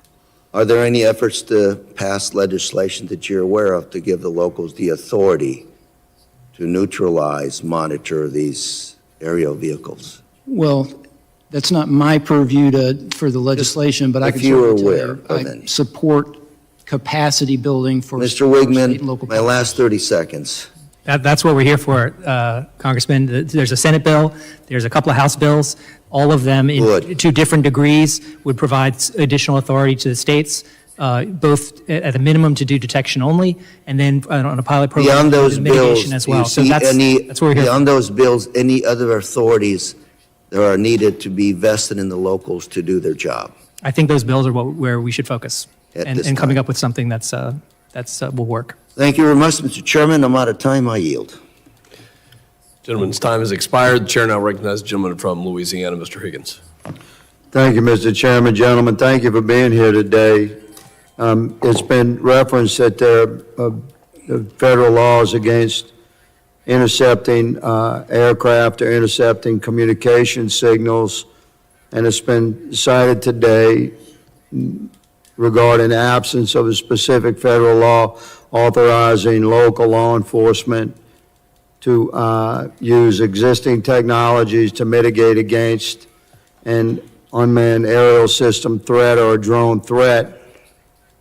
Let me say that, Mr. Chairman, I believe that the 10th Amendment already extends such rights to the sovereign states. And let me say that the current law, the current federal law that authorizes specific federal law enforcement agencies to use existing and emerging technologies to mitigate against unmanned aerial systems. Yes, that authorizes those specific federal agencies to deploy that technology, but in no way does a current law prohibit the rights of the sovereign state to authorize their own state and local law enforcement to use existing technologies and emerging technologies in a law enforcement capacity. Mr. Wiegman, is it against the law for one American to strike another American? Yes, it is. It's not a trick question. Is that against the law? Obviously it depends on the context. Of course, there's a general law against that. Yeah. But is it allowed for a law enforcement officer who has probable cause to detain you or arrest you? Is it allowed for him to strike you in order to effect that arrest? Yes, of course he can. Is there a law against me crashing my car into yours purposefully? Yes, there is. But Mr. Jones, are you familiar with the pit maneuver? Of course, law enforcement have been using this for decades. We use our vehicle to crash into a suspect vehicle in a particular manner reflective of our training in order to effect the arrest. We're using the current training standards and the technology of our vehicle that we have deployed to effect that arrest. That's not a vehicle crash. It's a law enforcement action that's broadly known. Everyone knows it's against the law for one American to shoot another one. But a law enforcement officer, in order to effect arrest, if he needs to escalate to lethal force, we know a law enforcement officer has that authorization through federal and state laws. So, yes, there's plenty of laws. You guys love to cite these laws that exist so we cannot intercept an aircraft. We understand that.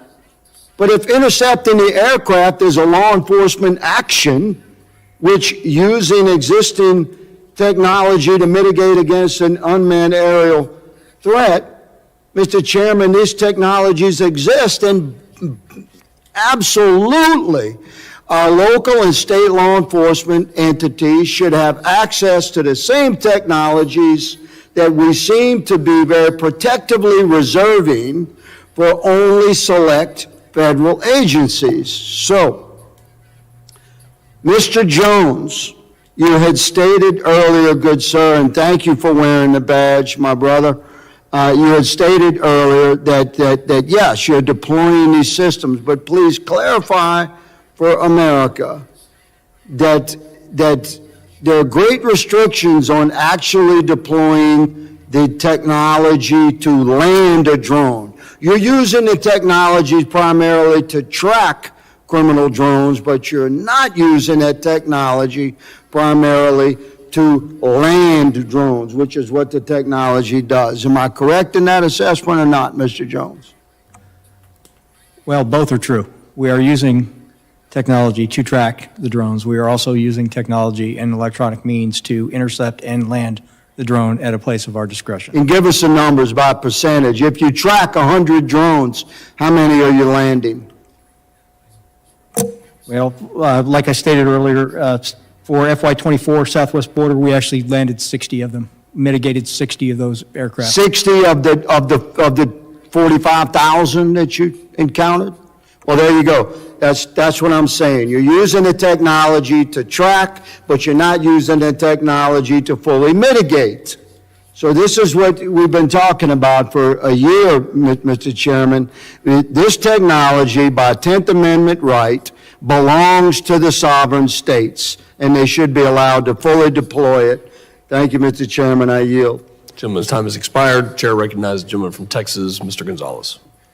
Thank you, Chairman. And, sometimes I feel like I'm in the twilight zone up here. Like month after month, people come before us, they testify, and you don't get a lot of answers. And it's concerning, it's frustrating. You're telling me we don't know what the hell these drones are in New Jersey are? Is that correct?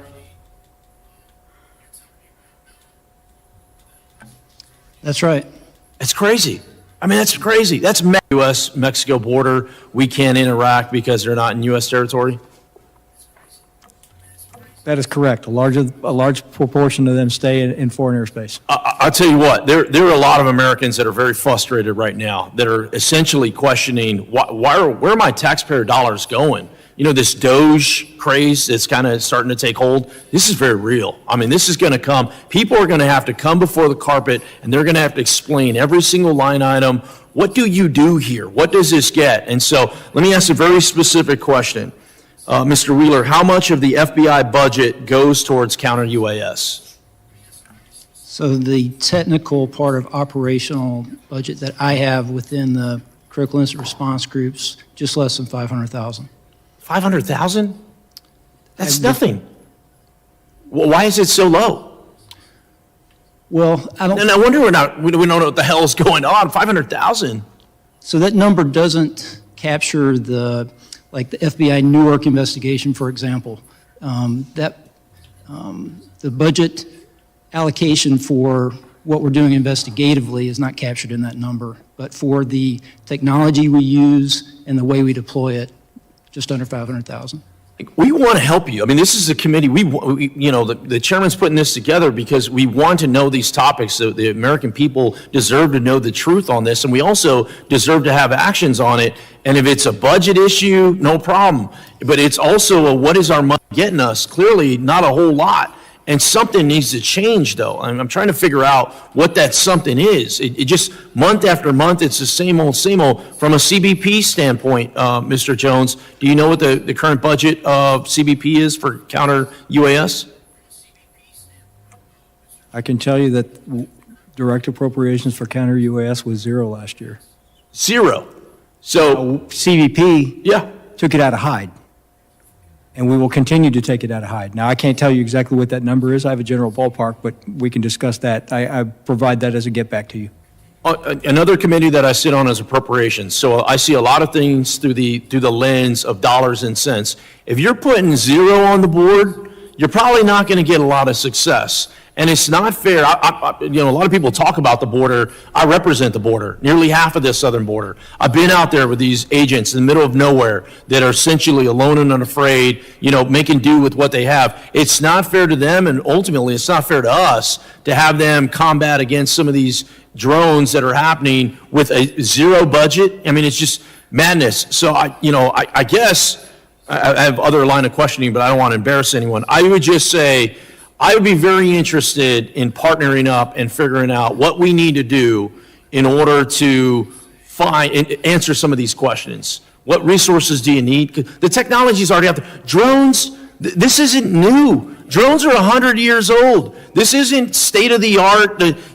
Drones are old technology. The fact that we don't know what's flying in our airspace is only the tip of the iceberg, what's to come. We have to fix this. And I want to partner up to fix this. Part of that is finding out the proper resources you need, training, authorities. I get the authorities piece, but it's a cradle to grave type of situation. It cannot just be, the answer can't be we don't know. And the answer can't be zero. I mean, we got to do better than that. And if we don't, I suspect not good things will happen. So thank you, gentlemen, for coming before us and testifying. I look forward to partnering with all your agencies. I yield back. Gentleman yields. Chair now recognizes the gentleman from New York, Mr. D'Esposito. Thank you, Chairman, and I sort of feel the same way as my good friend, Mr. Gonzalez. This is like deja vu. We've been talking about this for a long time and seems to be not getting much answers. I mean, the chairman and I visited New York City probably close to 2 years ago. We met with the leadership in the NYPD. It was probably one of the most rapidly growing drone use in the country. And my vision on jurisdiction of taking down drones may be different from others here. But first, I think it's important to quickly focus on stuff back at home. I mean, these drones over New York and New Jersey, flying over critical infrastructure, flying over some of, whether it's the Verrazano Bridge or others, I mean, I have to agree with my colleagues. The fact that we continue to say that we don't know what they are, we don't know what they're doing, I mean, the American people are looking at us and they think that we're lying to them because they think, how could you possibly not have answers to drones flying over some of the most critical airspace in the country? So, I mean, if we're expecting the American people to believe in the information that we're giving them, I think we do need to do better. And that's none of your fault. I mean, the fact that there's only a, $500,000 in drone expenditures appropriations. I mean, that's absolutely insane, and I hope that it's something that my colleagues work on. But as many has already pointed out, drones continue to rapidly advance and become more readily available. Along with the expansion, threats from drones being used by bad actors have only increased, as all of you have mentioned. Right now, counter-UAS authorities are restricted from local law enforcement agencies, leaving it largely in the hands of federal agencies. So, Mr. Wigman or Mr. Wheeler, very simple questions. Do federal agencies have the ability to assist local law enforcement agencies with their counter-UAS capabilities everywhere and every time it's needed? Not today. That's what we're seeking from the Congress. Yep. Yeah, that's absolutely correct. Are there events and places that would benefit from counter-UAS capabilities that federal agencies are simply not able to cover? Absolutely. There are. Yes. All right. In your submitted statement, you both said, quote, "We need to empower state, local, tribal, and territorial law enforcement agencies across the country, which are primarily responsible for keeping our citizens safe at the local level, to take the steps needed to protect their communities from the emergency threat." This past year, right in my district, in the middle of my district in Nassau County, we hosted the 2024 International Cricket World Cup, including the India-Pakistan match. While there were drone-related threats from ISIS ahead of the tournament, the federal government was only able to assist with their counter-UAS capabilities for a small portion of the tournament. What is the current impact of local law enforcement not having these authorities? And I'll leave that to any of you.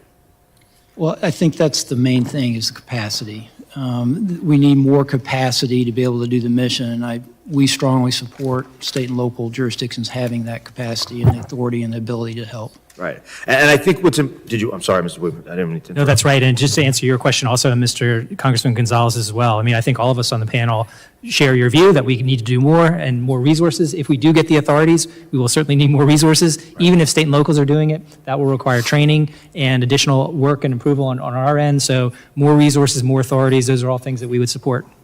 Yeah, and I think it's important to point down and to spread the message, because I think there's a lot of false information being spread about law enforcement agencies trying to say that, well, they don't want this added enforcement. They don't want to take on this responsibility. I mean, we had a hearing in this room just hours ago where the commissioner of the Nassau County Police Department, Patrick Ryder, was here, and he has been advocating in his position as commissioner, as his position as a member of the Major City Chiefs, that this is something that local law enforcement agencies, not only do they need it, they want it. And I think that we have the opportunity throughout this country to make sure that law enforcement agencies, there is some sort of consolidation. There are many law enforcement agencies that border one another that could help each other deal with this, I'll call it a burden, but this added burden. But they're willing to do it. Why? Because it makes sure that people can be kept safe. We can make sure that in instances like the World Cup back in my district, or as Mr. Jimenez was talking about the summer games in Miami. I mean, to depend on the federal government, and the federal government is telling us, well, we can only help you some of the time, even when you have threats from ISIS, I mean, that's a huge problem. And it's one that we need to address not only here today, but moving forward. And Mr. Chairman, my time has expired, but thank you for continuing to bring this to light. Gentleman's time has expired. The chair recognizes the gentleman from Arizona, Mr. Crane. Thank you, Mr. Chairman, for holding this hearing today. Thank you, gentlemen, for coming today. I I got an article right here, mystery drone spotted over New York, New Jersey, prompt calls for federal investigation. I believe this was Breitbart News. I want to start with you, Mr. Wheeler from the FBI. What can you tell us about what you guys do know? So the public reports and what we have from eyewitness sightings, some of those very credible police personnel and others are what we describe as unidentified drones. We do not know the particular specifics of what those drones are. Some are described as being slightly larger than a commercial available drone, fixed wing as well as rotary.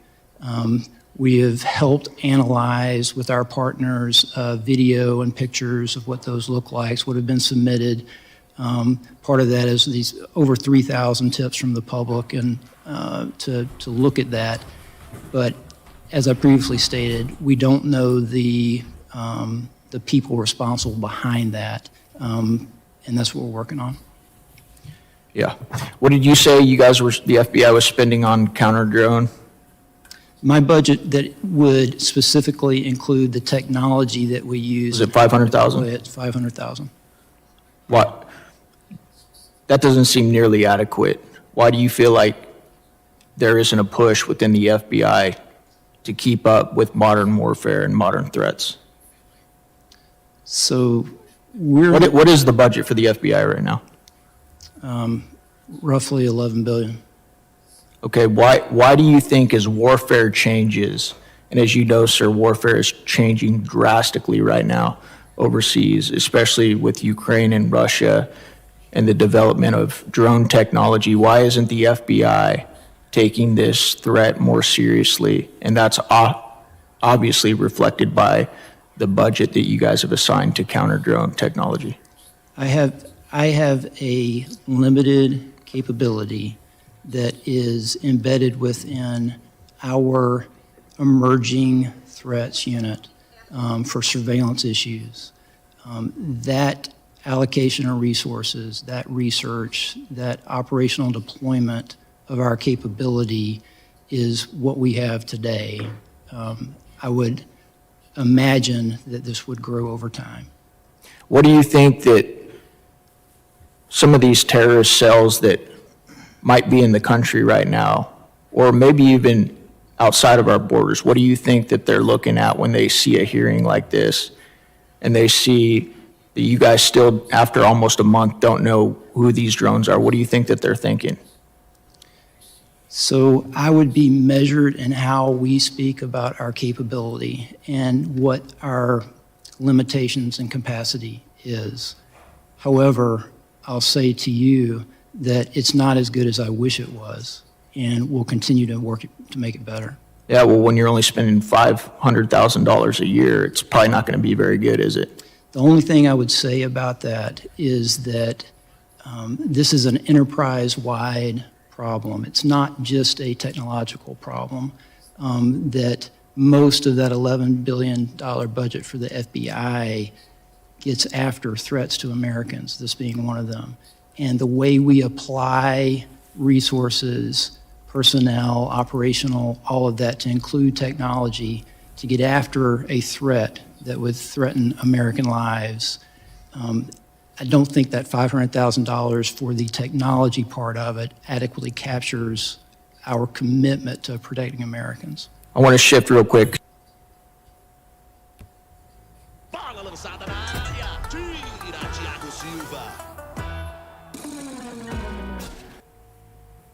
Many people were in those buildings. You know, when they said the number in Ukraine is going to be a much higher number of death, is going to be a much higher number than you're hearing. You know, they're big buildings. That's what I did very well. And these are very long buildings. They're 15 to 20 stories high. They're massive buildings. I was surprised at how big. And they're flattened like a pancake. 1 or 2 bombs hit them and they just collapsed. And they'd say, nobody was hurt. Well, nobody knows who was in those buildings. There were a lot of people in those buildings. They're going to find that when they start doing the removal. Many more people are being killed in the Ukraine war with Russia than is being reported, and that includes soldiers. The soldiers are being It's a carnage that we haven't seen since the Second World War. It's got to be stopped. And I'm doing my best to stop it. Yeah, please, go ahead. You had a meeting with Mrs. Abe yesterday, but Japanese Prime Mrs. Abe. Mrs. Abe, yeah. And Japanese Prime Minister Ishiba is hoping to have a meeting anytime soon. I will do that. In fact, I sent him a memento. I sent him a book, the Prime Minister. But Mrs. Abe was very close with our First Lady, with Melania, and she loved Melania's book, and she called and wanted to know if she could have. I was very close to the Prime Minister, Shinzo Abe. He was great. He was a great man. And his wife wanted to know if it would be possible to have dinner, and it was just out of respect to Shinzo. And yes, I'd love to see the Prime Minister, and we will do that. I actually sent him a book and some other things for him through Mrs. Abe. Will that happen before the inauguration day? It could, if they'd like to do that, I would do that. Yeah. Sir, President Trump, they just said you I have great respect for the for the position, and if he'd like to do that, I'd be here. And you have report that Ambassador to Japan will be George Glass. Is that your final decision? Highly respected man. That's right. Highly respected. He's been an ambassador before. Did a fantastic job. We consider Japan very important. He's very highly respected. Okay, couple of Which other world leaders have you invited to the inauguration? Which other world leaders have you invited to the inauguration? The world leaders are calling me, and some Are they really coming? would like to meet. No, I mean literally, they're calling me, and I'll be seeing some of them. I think it's rude not to. I mean, it's hard to say I'm not going to see you, and I've spoken to way over 100 where they called to congratulate on not only the election but the size of the election, the extent of the victory, and they were great. I mean, I spoke to over 100 countries. You wouldn't believe how many countries there are. And I'm trying the best I can to get back to everybody, but there are a lot of countries, and every one of them, literally everyone called, and it was very nice. So, yeah, I'd see some if some felt it was an emergency. I've seen, as you know, I've seen President Zelensky. He came to France while I was there for the cathedral opening. They actually had about 70 presidents and prime ministers, and in one case, a king, we saw some great people. I also met with William, and I was very impressed by William. I think William is terrific. I was very impressed by William. As you know, I met with him, too. Are you just President Trump, please, question about that. Did you invite Zelensky to the inauguration? No, but if you'd like to come, I'd like to have him. I mean, I didn't invite him, no. Are you disappointed Are you disappointed that China's Xi won't be at the inauguration? I don't know that he won't be at the inauguration. I mean, I haven't really spoken to him about it. I don't know that, actually. I would say that if he'd like to come, I'd love to have him. But there's been nothing much discussed. I have had discussions with him, letters, et cetera, at a very high level. You know, we had a very good relationship until COVID. COVID didn't end the relationship, but it was a bridge too far for me. But if he'd like to come, I'd certainly be. He hasn't, just so you understand, he hasn't said one way or the other. Because a lot of people say he won't come, he will come. People think he will come, he won't come. It's something we barely discussed, just about didn't discuss. But I have had, especially through letters, some very good conversations. Have you had conversations with Venezuela? You know, because China and the United States can together solve all of the problems of the world, if you think about it. So it's very important. And, you know, he was a friend of mine. I mean, he was here for a long time, right in that spot, except sitting in a very comfortable chair. He wasn't standing like you are. But we spent hours and hours talking. And, you know, he's an amazing guy. Have you spoken to Venezuela? The press hates when I say that, but he's an amazing person. Have you spoken to anyone in Venezuela? On the border, if I could just ask you on the border. Hold on one second, Gary, real quick. The United Healthcare shooting, the I think shooting of the it's CEO in New York.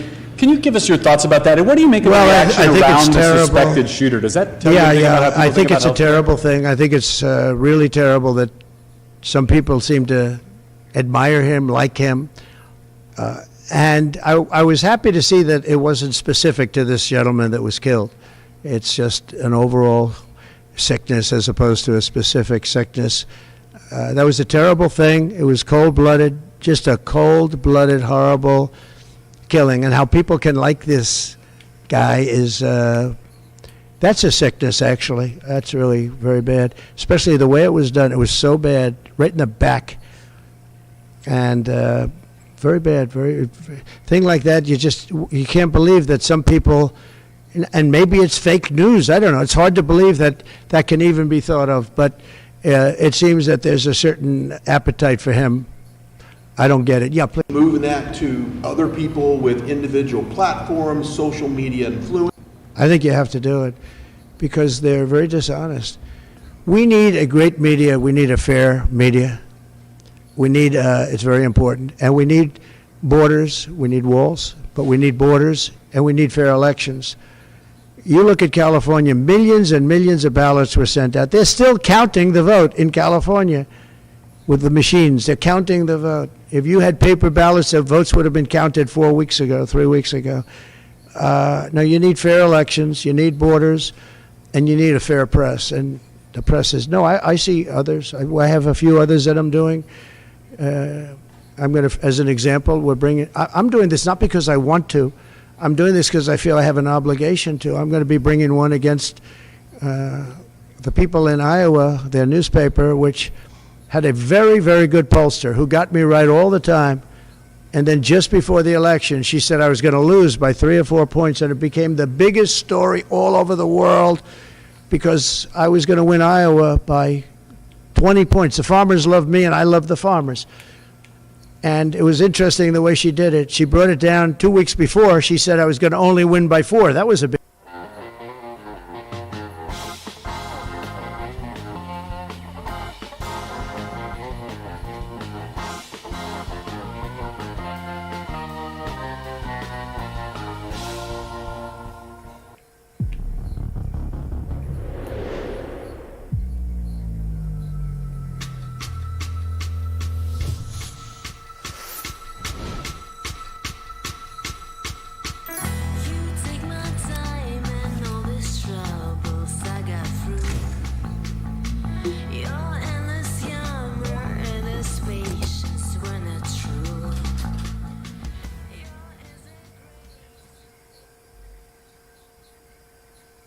Four, whatever number she used. And that was the Des Moines Register, and it was their parent. And in my opinion, it was fraud, and it was election interference. You know, she's gotten me right always. She's a very good pollster. She knows what she was doing. And she then quit before. And we'll probably be filing a major lawsuit against them today or tomorrow. We're filing one on 60 Minutes, you know about that, where they took Kamala's answer, which was a crazy answer, a horrible answer, and they took the whole answer out and they replaced it with something else she said later on in the interview, which wasn't a great answer, but it wasn't like the first one. The first was grossly incompetent. It was weird. And that was fraud and election interference by their news magazine, a big part of CBS News. So as you know, we're involved in that one. We're involved in one which has been going on for a while and very successfully, against Bob Woodward, where he didn't quote me properly from the tapes. And then on top of everything else, he sold the tapes, which he wasn't allowed to do. He could only use them for reporting purposes, not for sale purposes. And he admits that. And I think we'll be successful on that one. And we have one very interestingly on Pulitzer, because reporters at the New York Times, Washington Post got Pulitzer Prizes for their wonderful, accurate, and highly professional reporting on the Russia hoax. Well, it turned out to be a hoax, and they were exactly wrong.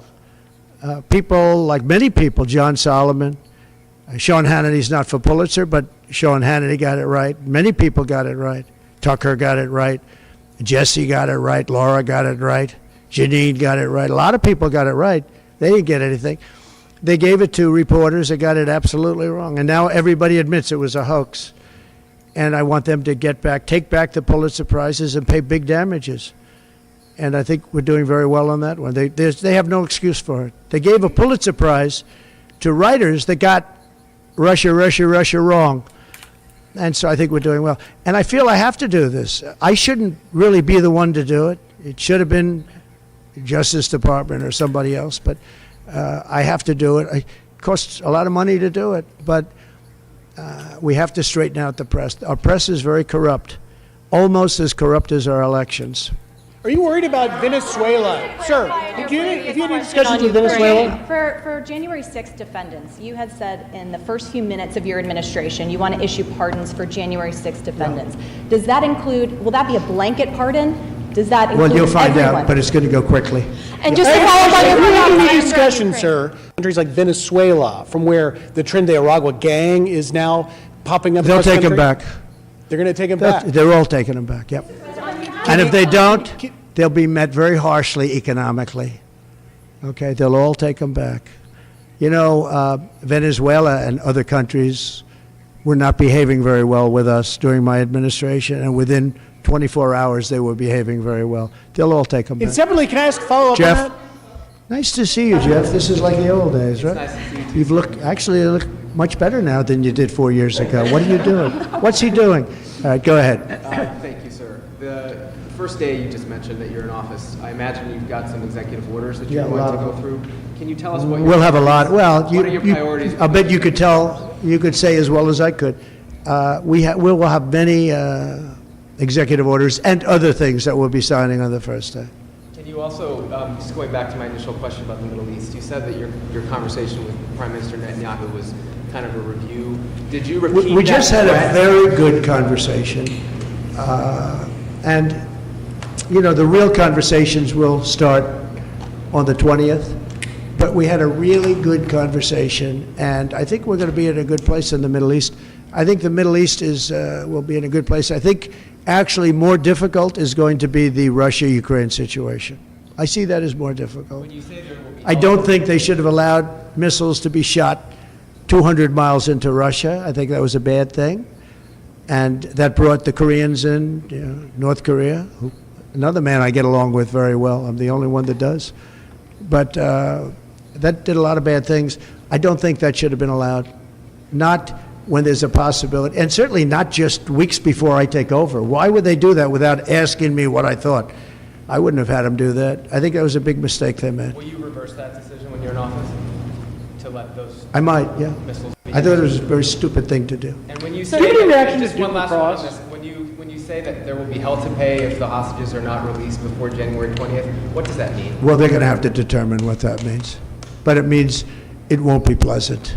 Mr. President, How was your meeting? It's not going to be pleasant, yeah? How was your meeting with Apple CEO Tim Cook, and did you talk about tariffs in that meeting? Meeting with who? Apple CEO Tim Cook. I did have dinner with Tim Cook. I had dinner with sort of almost all of them, and the rest are coming. And this is one of the big differences, I think, between, we were talking about it before, one of the big differences between the first term. In the first term, everybody was fighting me. In this term, everybody wants to be my friend. I don't know. My personality changed or something. But I had, as you know, I had Sundar from Google, but I also had Sergey. Nobody reported that. Sergey is the owner, the primary owner, along with his friend, as you know. And Sergey was here also. I can't believe you didn't pick that one up. Nobody picked that up. But I will tell you, no, it's a big difference. The big difference is that the first time everybody was fighting me on all fronts. And we had a great administration. We got the biggest tax cuts in history, rebuilt the military. Too much of it was given away to Afghanistan, stupidly given away, horribly given away. I think that's one of the reasons that Putin went in to Ukraine when he saw the stupidity of Milley and these guys. They're stupid people, very stupid people. If they didn't do such a bad, you know, we were pulling out of Afghanistan, but I would have pulled out with dignity and strength. They wouldn't be having parades, I guarantee you, showing our equipment that they left behind, because we weren't going to leave any equipment behind, not 10 cents. We were going to take every screw and every bolt. Yeah, the biggest difference is that people want to get along with me this time. Well, they've gone through 4 years, and, it wasn't easy for me, but it wasn't easy for them either. And that's a great thing, though. Getting along is a great thing. So Tim Cook was here. I think he's done an incredible job at Apple, and he talked about the future of Apple. It's going to be a bright future. But we have many others also, and not in that business. And we do have Jeff Bezos, Amazon, coming in sometime during the week. I look forward to that. We have a lot of great executives coming in. The top executives, the top bankers, they're all calling. And honestly, in the first time, I don't know what it was. It's like a complete opposite. In the first one, and the press has covered that fairly, actually, for a change. The first one, they were very hostile. And maybe it was my fault, but I don't really think so. They were just very right from the beginning.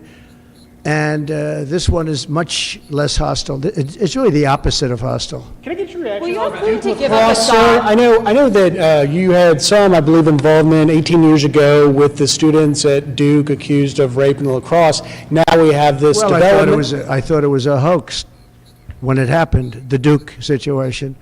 I didn't believe the woman, as you know, and they destroyed the lives of these kids. They destroyed, and I don't care what they got. Their lives have been destroyed. Their lives have been shortened by what took place. And now the woman admitted that it never happened. That is a horrible. And as you know, I took a lot of heat when I said that this did not happen. And those kids were beautiful kids with beautiful families, and they were, in some cases, will never be the same. They will never be the same. Have you talked to them by chance? Your thoughts on the Postal Service? You mentioned Bezos a second ago, and I've always thought Bezos would be a key person to go in there and really streamline the logistics of the post office, but they lose billions. Well, there is talk about the Postal Service being taken private. You do know that.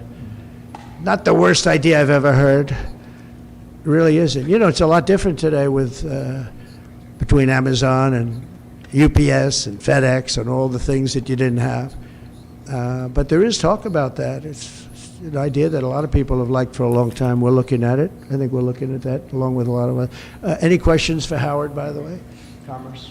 Sure, I'll ask one. Mr. Incoming Secretary, do you see another trade deal with China coming? I think the president. That's a tough one, right? Yeah. Oh, it's easy for me. You're sitting next to me, so it's okay. No, the president has very clear agenda for tariffs.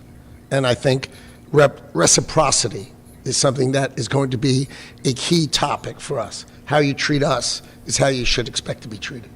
Would you like to weigh in, sir, on that? You said it so well, reciprocal.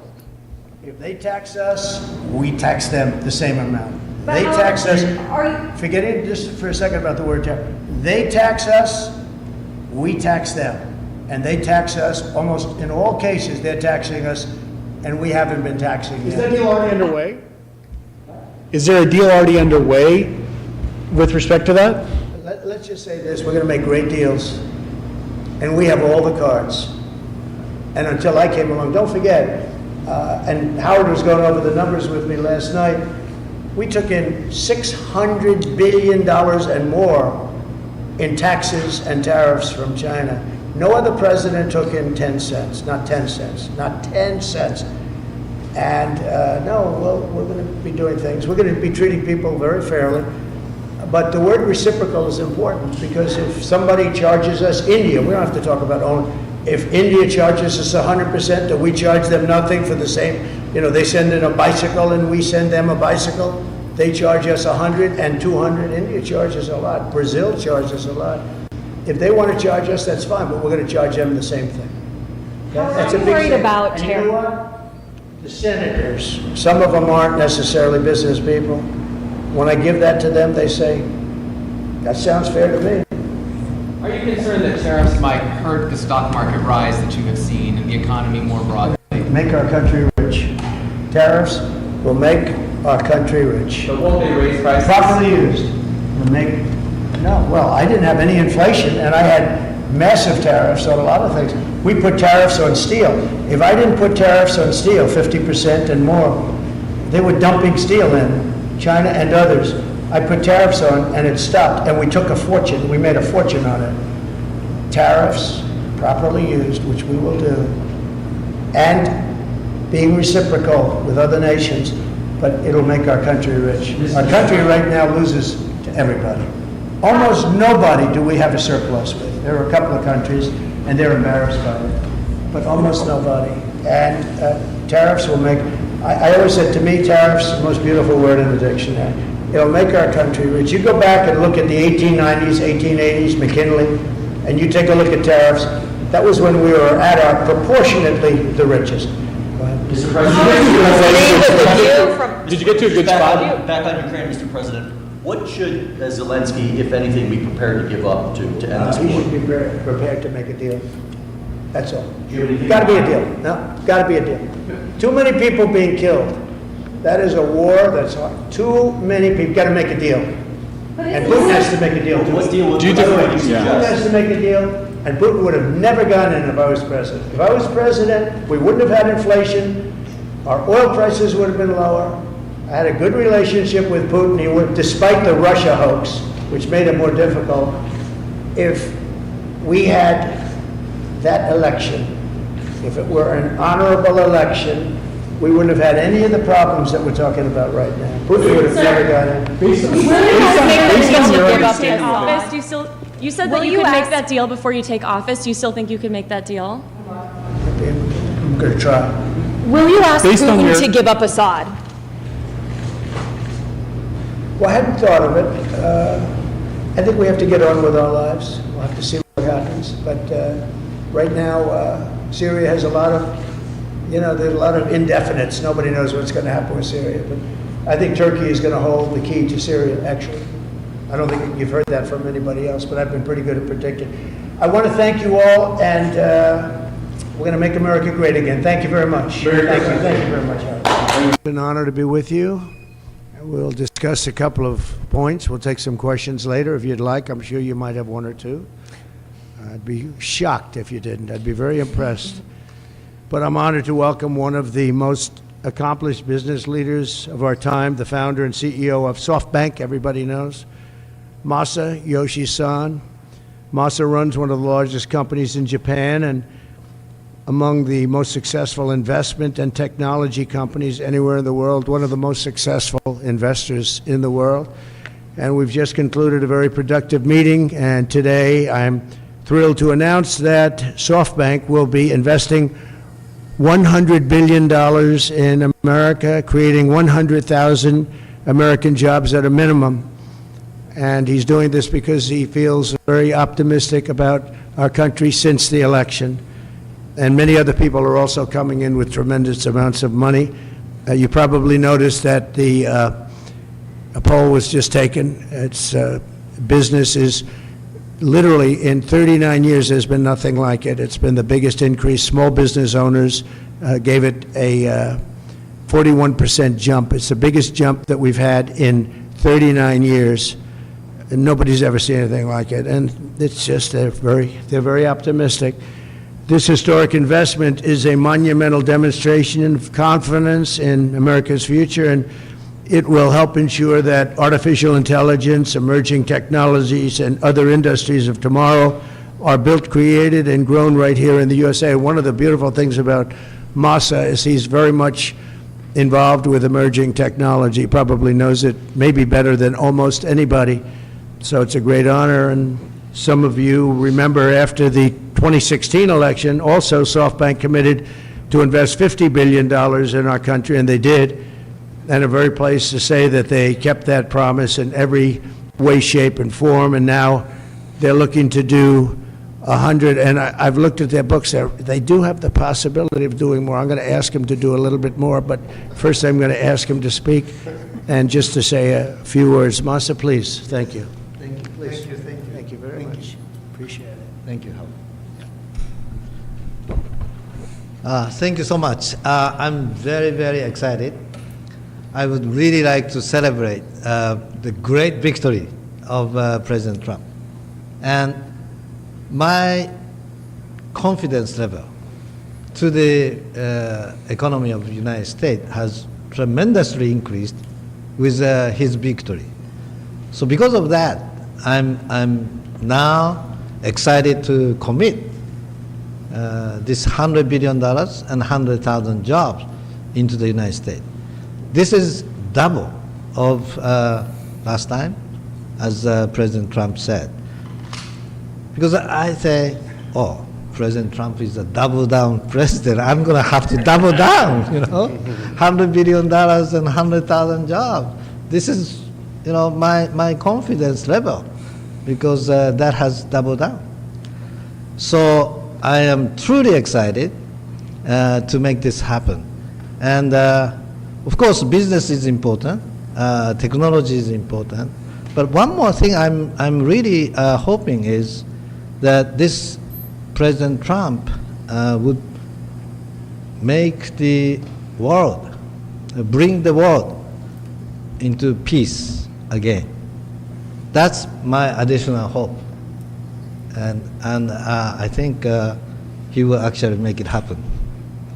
So anyway, I'm excited to go, and we were discussing, and President Trump said, Masa, double down is not enough. Maybe, go for more, right? That's what I'm going to ask him right now.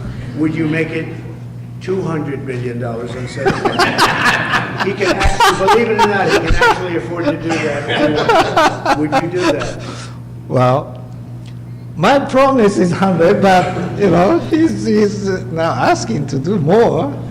I think, with your leadership, my partnership with you, with your support, I will try to make it happen. That's good. All right. 200. He'll make it happen. 200 billion investment. He is a great negotiator. He's a brilliant guy and did an unbelievable job, and the people of Japan and all over the world are very proud of him. They have tremendous respect for him. So what he does, what he just did, and I would be surprised if it didn't go to 2. When you say you'll try, I know you'll do it. I will really try. And I need your support, though. You'll have my support. All right. You'll have our country's support. Oh, fantastic. Thank you, Masa, very much. Fantastic. Appreciate it. Thank you. Thank you. Do you want to Great say hello event. to the people of Japan who are all watching? Well, I'm sure our people in Japan are proud to make the partnership of U.S. and Japan be stronger. And I'm very excited to make this happen. Thank you very much. Thank you, Masa. Thank you. Thank you. Thank you. Thank you. Great job. Thank you. It's amazing. It's a great gentleman, a great leader, and a great investor. So to have that offer made, and we have so many companies coming in now that will be announcing, or that will announce themselves. We don't have to be with them to do it, but they'll be announcing. And as I said, small business optimism took a 41-point jump. 41 points. It went up 41 points. That's unheard of, and that's the biggest they think in recorded history, but they know at least a minimum of 39 years, so that's great. But on behalf of the American people, I want to thank Masa for his faith in what's happening with our country and what's happening with the world. There's a whole light over the entire world. Many people, some reporters, in speaking to them, they said, it actually is true. A couple of them are not necessarily friends of mine, but they said it is actually true that there's a light shining over the world. We're trying to help very strongly in getting the hostages back, as you know, with Israel and the Middle East. We're working very much on that. We're trying to get the war stopped, that horrible, horrible war that's going on in Ukraine, with Russia, Ukraine. We're going to, we've got a little progress. It's a tough one. It's a nasty one. It's nasty. People are being killed at levels that nobody's ever seen. It's very level fields, and the only thing that stops a bullet is a body, a human body. And the number of soldiers that are being killed on both sides is astronomical. I've never seen anything like it. And rapidly, I get reports every week, and it's not even, it's like just going down. Nobody's seen anything like it. It's a very flat surface, a very flat land. That's why it's great farming land. It's the breadbasket for the world, actually. But it's very flat, and there's nothing to stop a bullet but a body. There's no protection, no nothing, and what's happening there is far worse than people are reporting for both sides.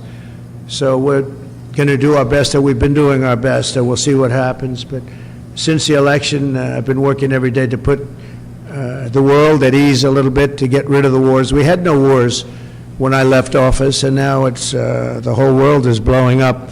But there's great optimism, and you saw that by SoftBank. Starting on day one, we'll implement a rapid series of bold reforms to restore our nation to full prosperity. We're going to go full prosperity and to build the greatest economy the world has ever seen, just as we had just a short time ago. We had it in my term. We had the greatest economy that the world had seen. We were blowing away everybody. Our country was doubling up on China, doubling up on everybody, and everybody knows it.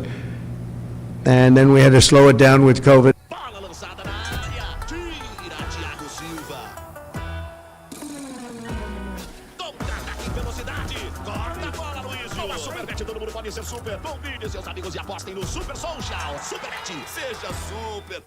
Doubling up on everybody, and everybody knows it. And then we had to slow it down with COVID, unfortunately, at the end. But even then, I gave it back with a substantial increase of the stock market, bigger than it was pre-COVID, so it was pretty amazing. Already preparations are underway to slash massive numbers of job-killing regulations, eliminating 10 old regulations for every new one. You put a new regulation on, you have to get rid of 10, and we'll be able to do it. And that was about the percentage we had. We cut more regulations than any president has ever cut, by far, actually, by approximately 5 times. Some of those regulations, unfortunately, were put back on, but we'll catch up very quickly. We'll catch up with it.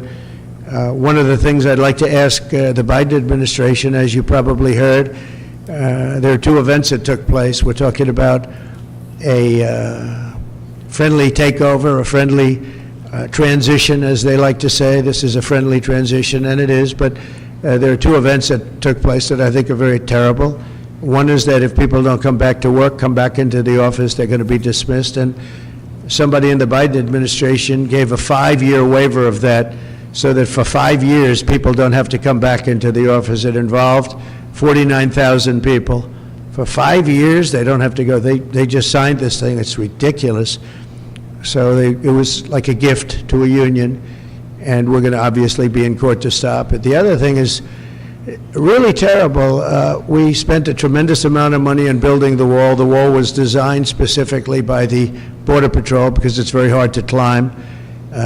They need to have see-through. They need it to be steel because you can't cut. It's very powerful steel. It's very hard steel. It's a special type of steel, but very, very hard to cut. Inside the steel, as you know, we pour concrete, and that's a grade 10 concrete, which is a very strong concrete, very as though you were building about a 60-story building. It's very powerful concrete. They've made tremendous technology advances in the word concrete. Who would think that? But I know that from the construction industry. Today, what you can do with concrete is incredible. So we have a very strong concrete. And then we have a rebar. We put rebar inside the concrete, and the rebar likewise is very hard to cut. So it's a very expensive process, very expensive wall.